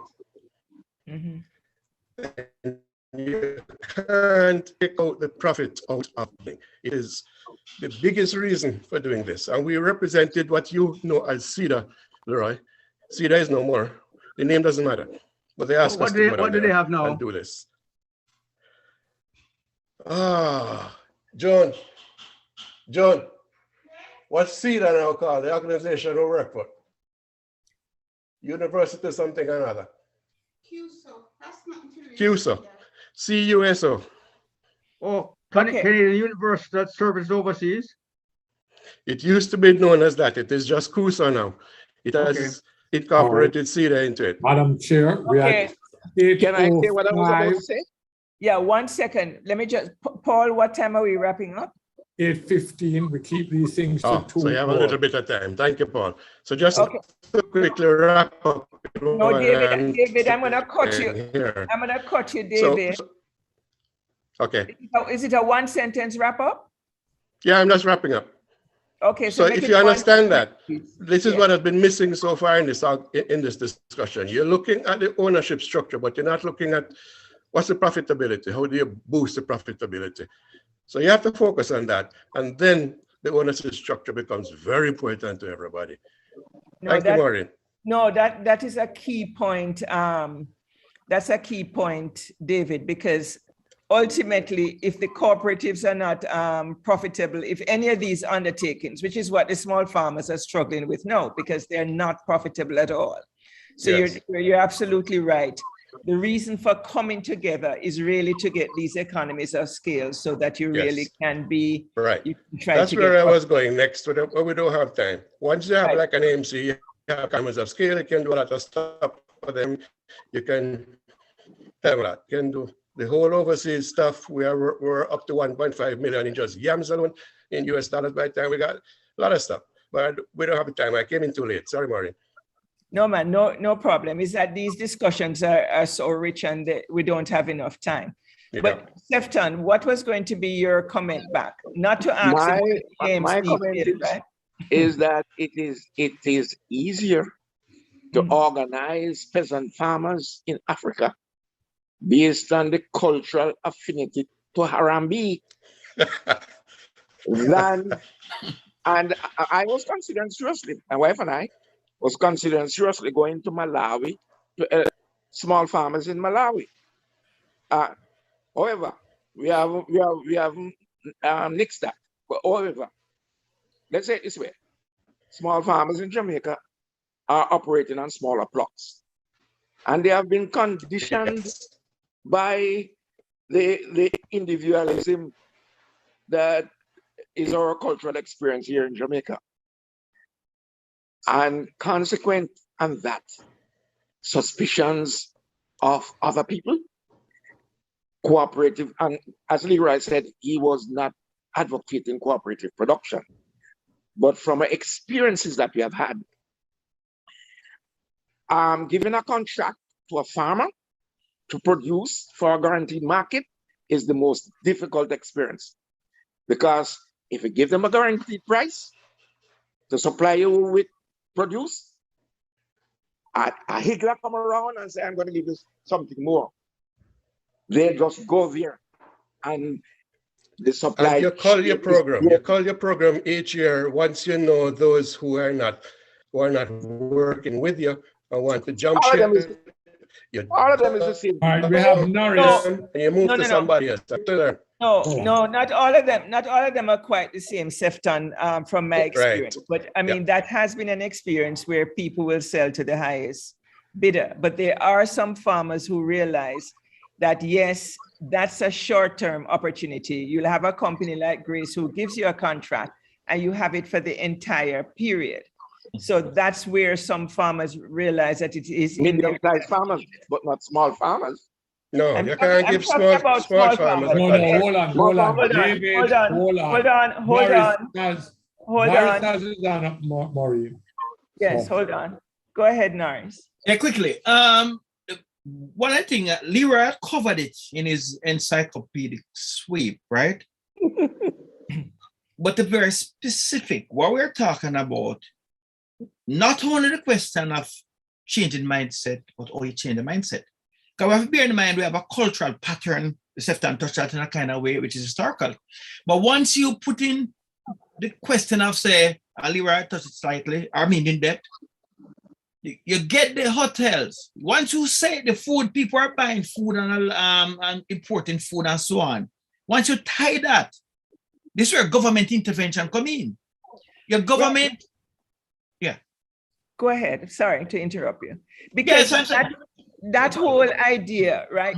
And that's why the whole thing needs to be looked at in a broader thing. Because the problem, there's no doubt that hotels have a problem getting a consistent supply of quality products from farmers. There's no question about that, right? And therefore, we have to address the whole thing as to how you can get your farmers to be able to produce on a consistent basis at a price yes, that is competitive, because Yes. most of our farmers are producing at a price when we look, for example, to make canned callaloo, say at Grace Kennedy or wherever it is. Can I be specific to the hotel? Hold on one second. And you look at the price, you're going to be able to buy the callaloo from the farmers, right? Costa Rica can land pepper mash into Jamaica, land it into Jamaica cheaper than even the cost of just buying from the farmers, etc.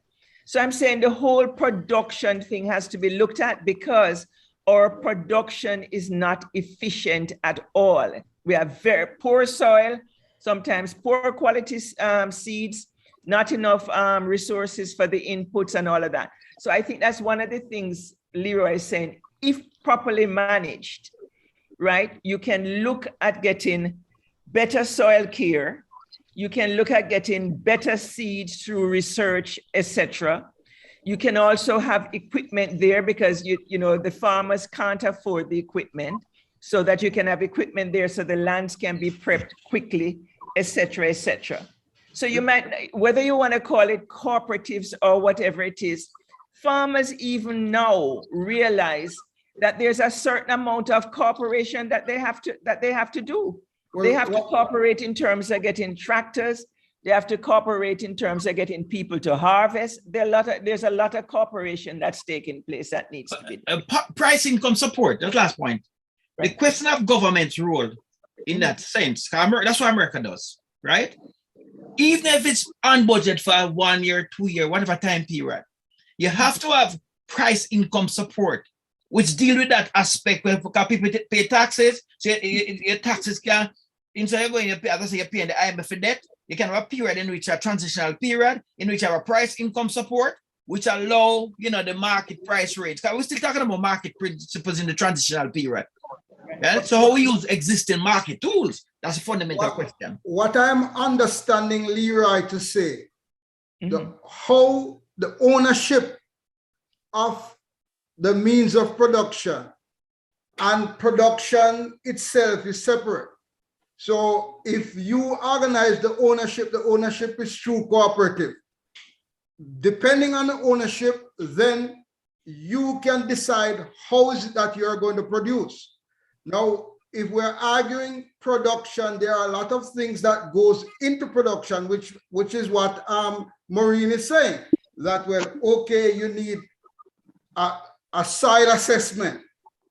You need soil assessment because if we should just go the way things are being done in Jamaica now, there are a lot of things that people are doing because they're just competing against each other. This price is good, so everybody's producing this because the price is good.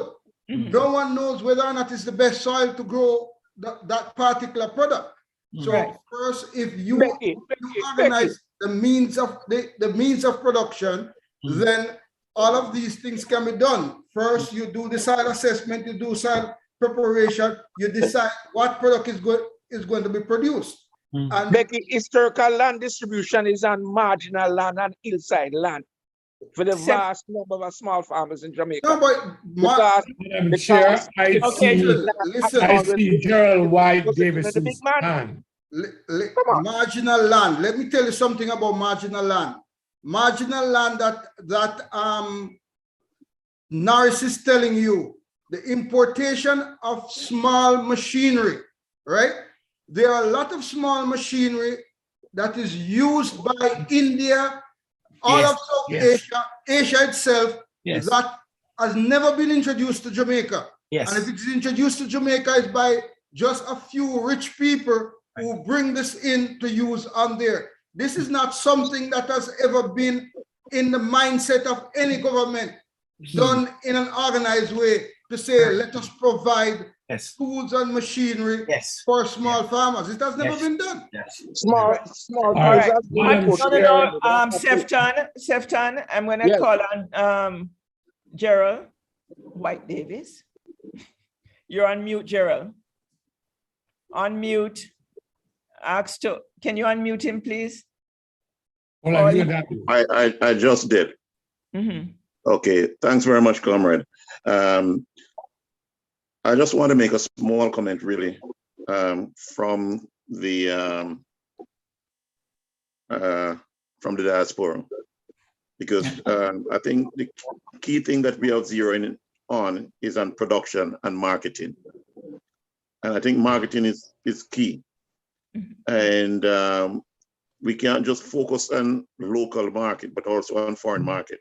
So when we're talking about the cooperatives and the development of partnership, I'd like to see that there is a linkage with the diaspora, so that you can not only increase production, but also increase the income that will result as because of that linkage. So I just want to put in that aspect of it, that you don't leave out the fact that there need to be a linkage in the consumption of local products, marketing by the diaspora. And Leroy did mention that, we're going to wrap up. And Leroy did mention the important part of that has to be marketing, both for local and for export. Yes. All right. Right. Can I just say something there quickly? If it's going to take half a second, go ahead. You can't laugh. You have to talk. No, why I laugh is because with the AMC would have filled all of those needs had it been profitable and building their profit. It was not.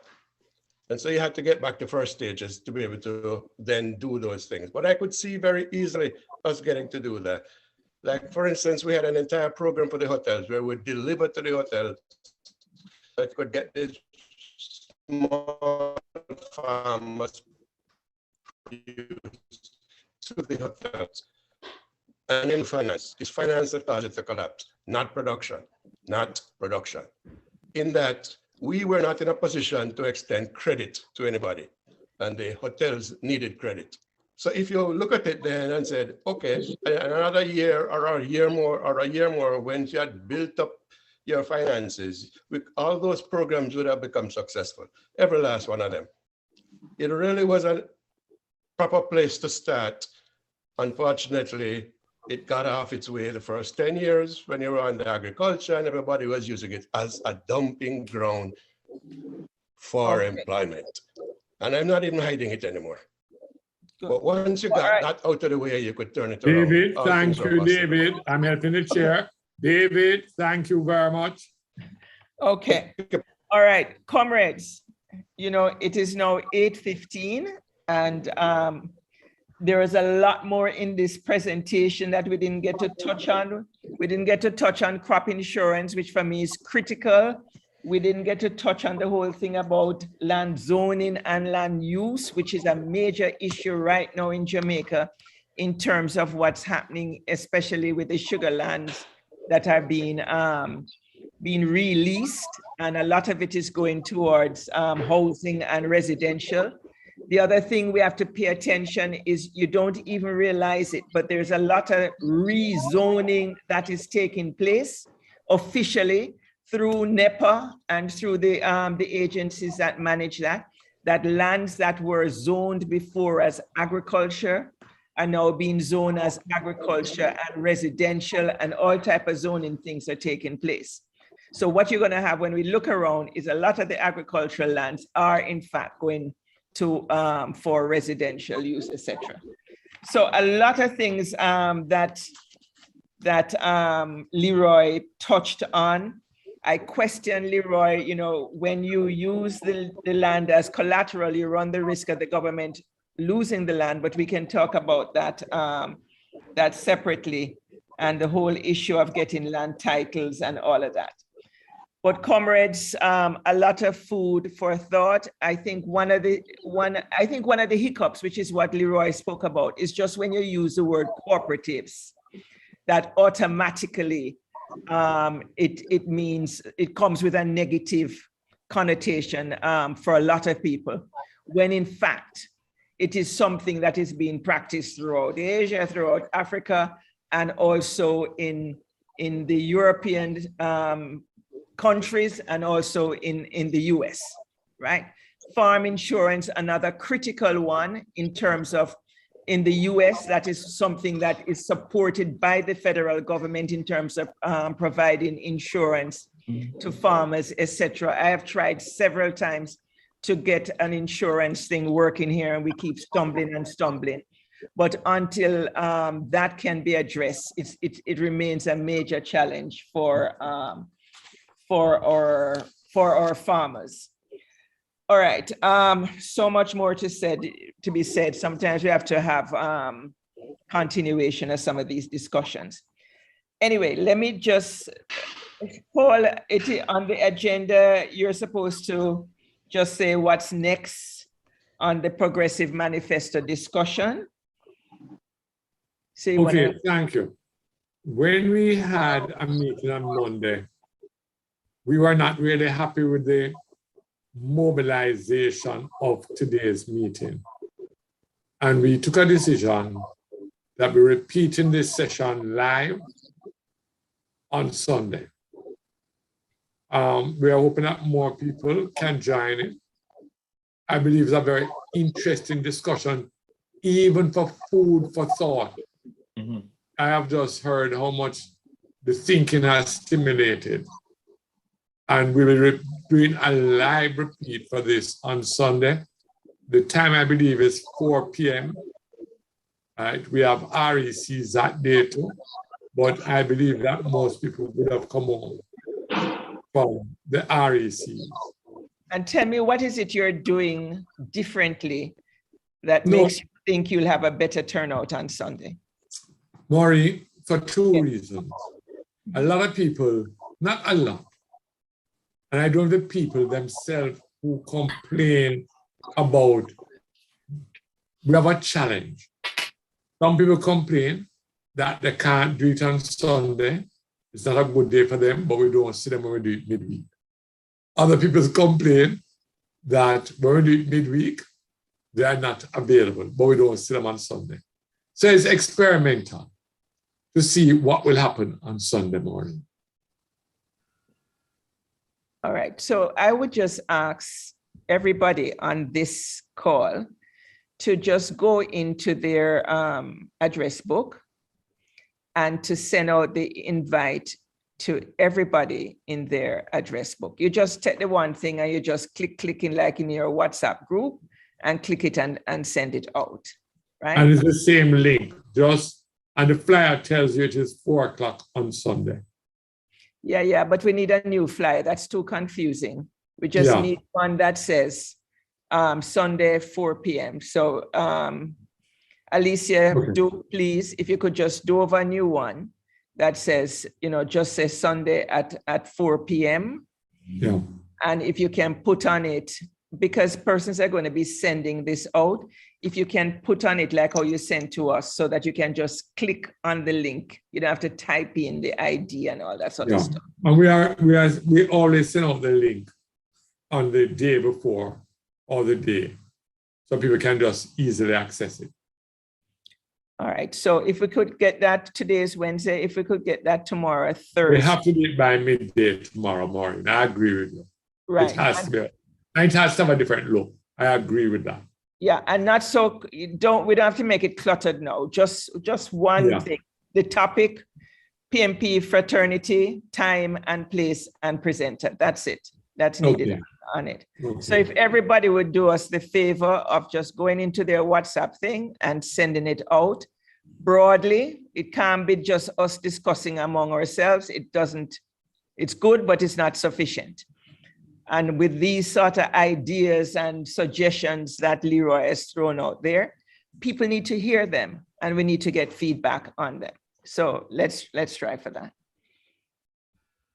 All right, so I think at this time, I should thank everyone for participating in this very rich discussion. David, please get your internet fixed prior to the next discussion.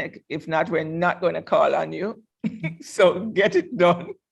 And Becky, good seeing you. Thank you. Boy, it's really good hearing all of this engineering support. And Sefton, you have to have a little bit more faith in your people. Not all of the farmers are, I had one farmer, and when they offered him double, almost triple the price, for the Callaloo. He still says, I'm going to sell to you because of the long-term commitment. I even felt sorry for him. I almost felt like saying, you know what? Go sell it out there because you're going to get a lot more money. But thanks a lot, Sefton, for the contribution. Norris, thanks for the ideas. And I know this is right up your alley in terms of the thinking and so forth. And Leroy, as usual, excellent presentation, very, very thoughtful. And what is good, Fabian, are you still around? I can't see everybody on the thing. Yes, I'm still here. I'm still here. Okay, so Fabian, thank you. And with your experience and so forth, I think it's phenomenal what you're doing.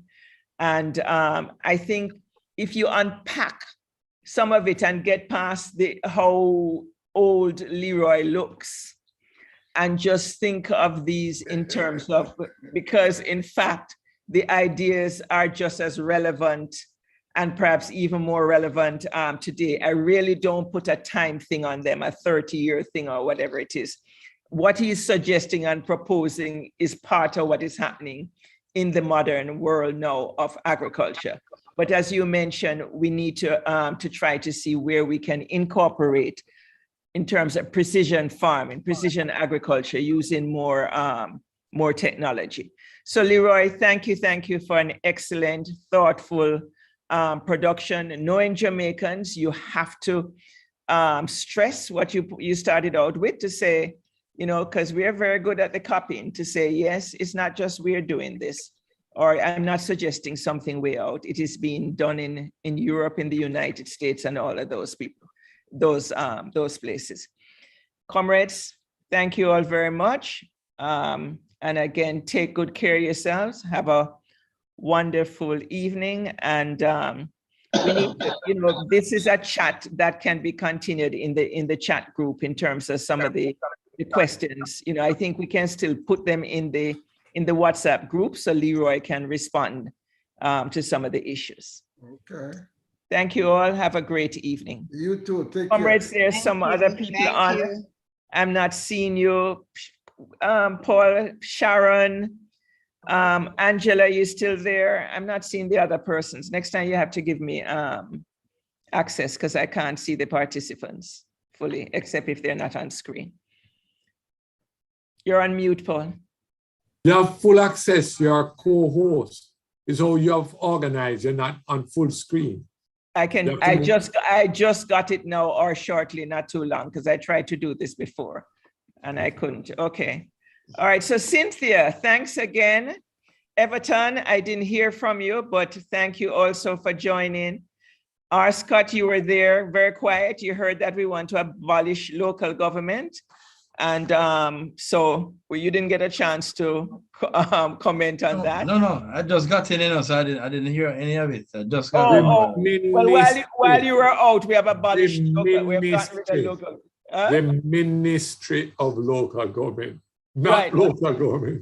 That's true. Just the Ministry of Local Government. So it's a No, well, I could say something on it, although I didn't hear the conversations. All right, we have to leave that for the next time. Jackie, okay. Thanks for joining, and Everton also, Angela. Thank you. And Nubian Princess, thank you for being with us. And I think I've covered everyone. So you're indeed welcome.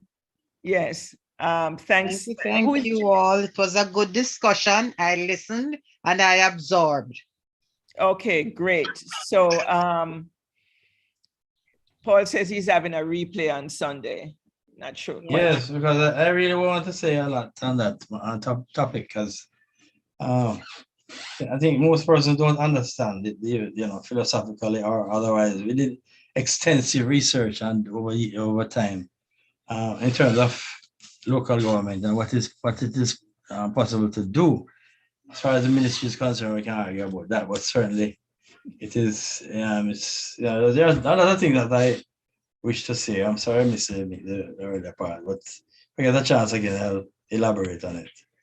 All right, so stay tuned and join on Sunday, Sunday at 4 o'clock for a repeat.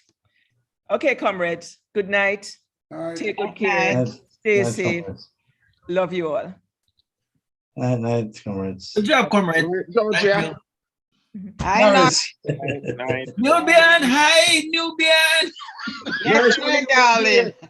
Now it's going to be here yet. Walk me a day here, man. Yep. Hey, Respect. Seftan, why you want to leave Lambert alone? Yeah? Why Well, you said, want to leave Lambert alone, Seftan? me not trouble him. Me talk about the professor.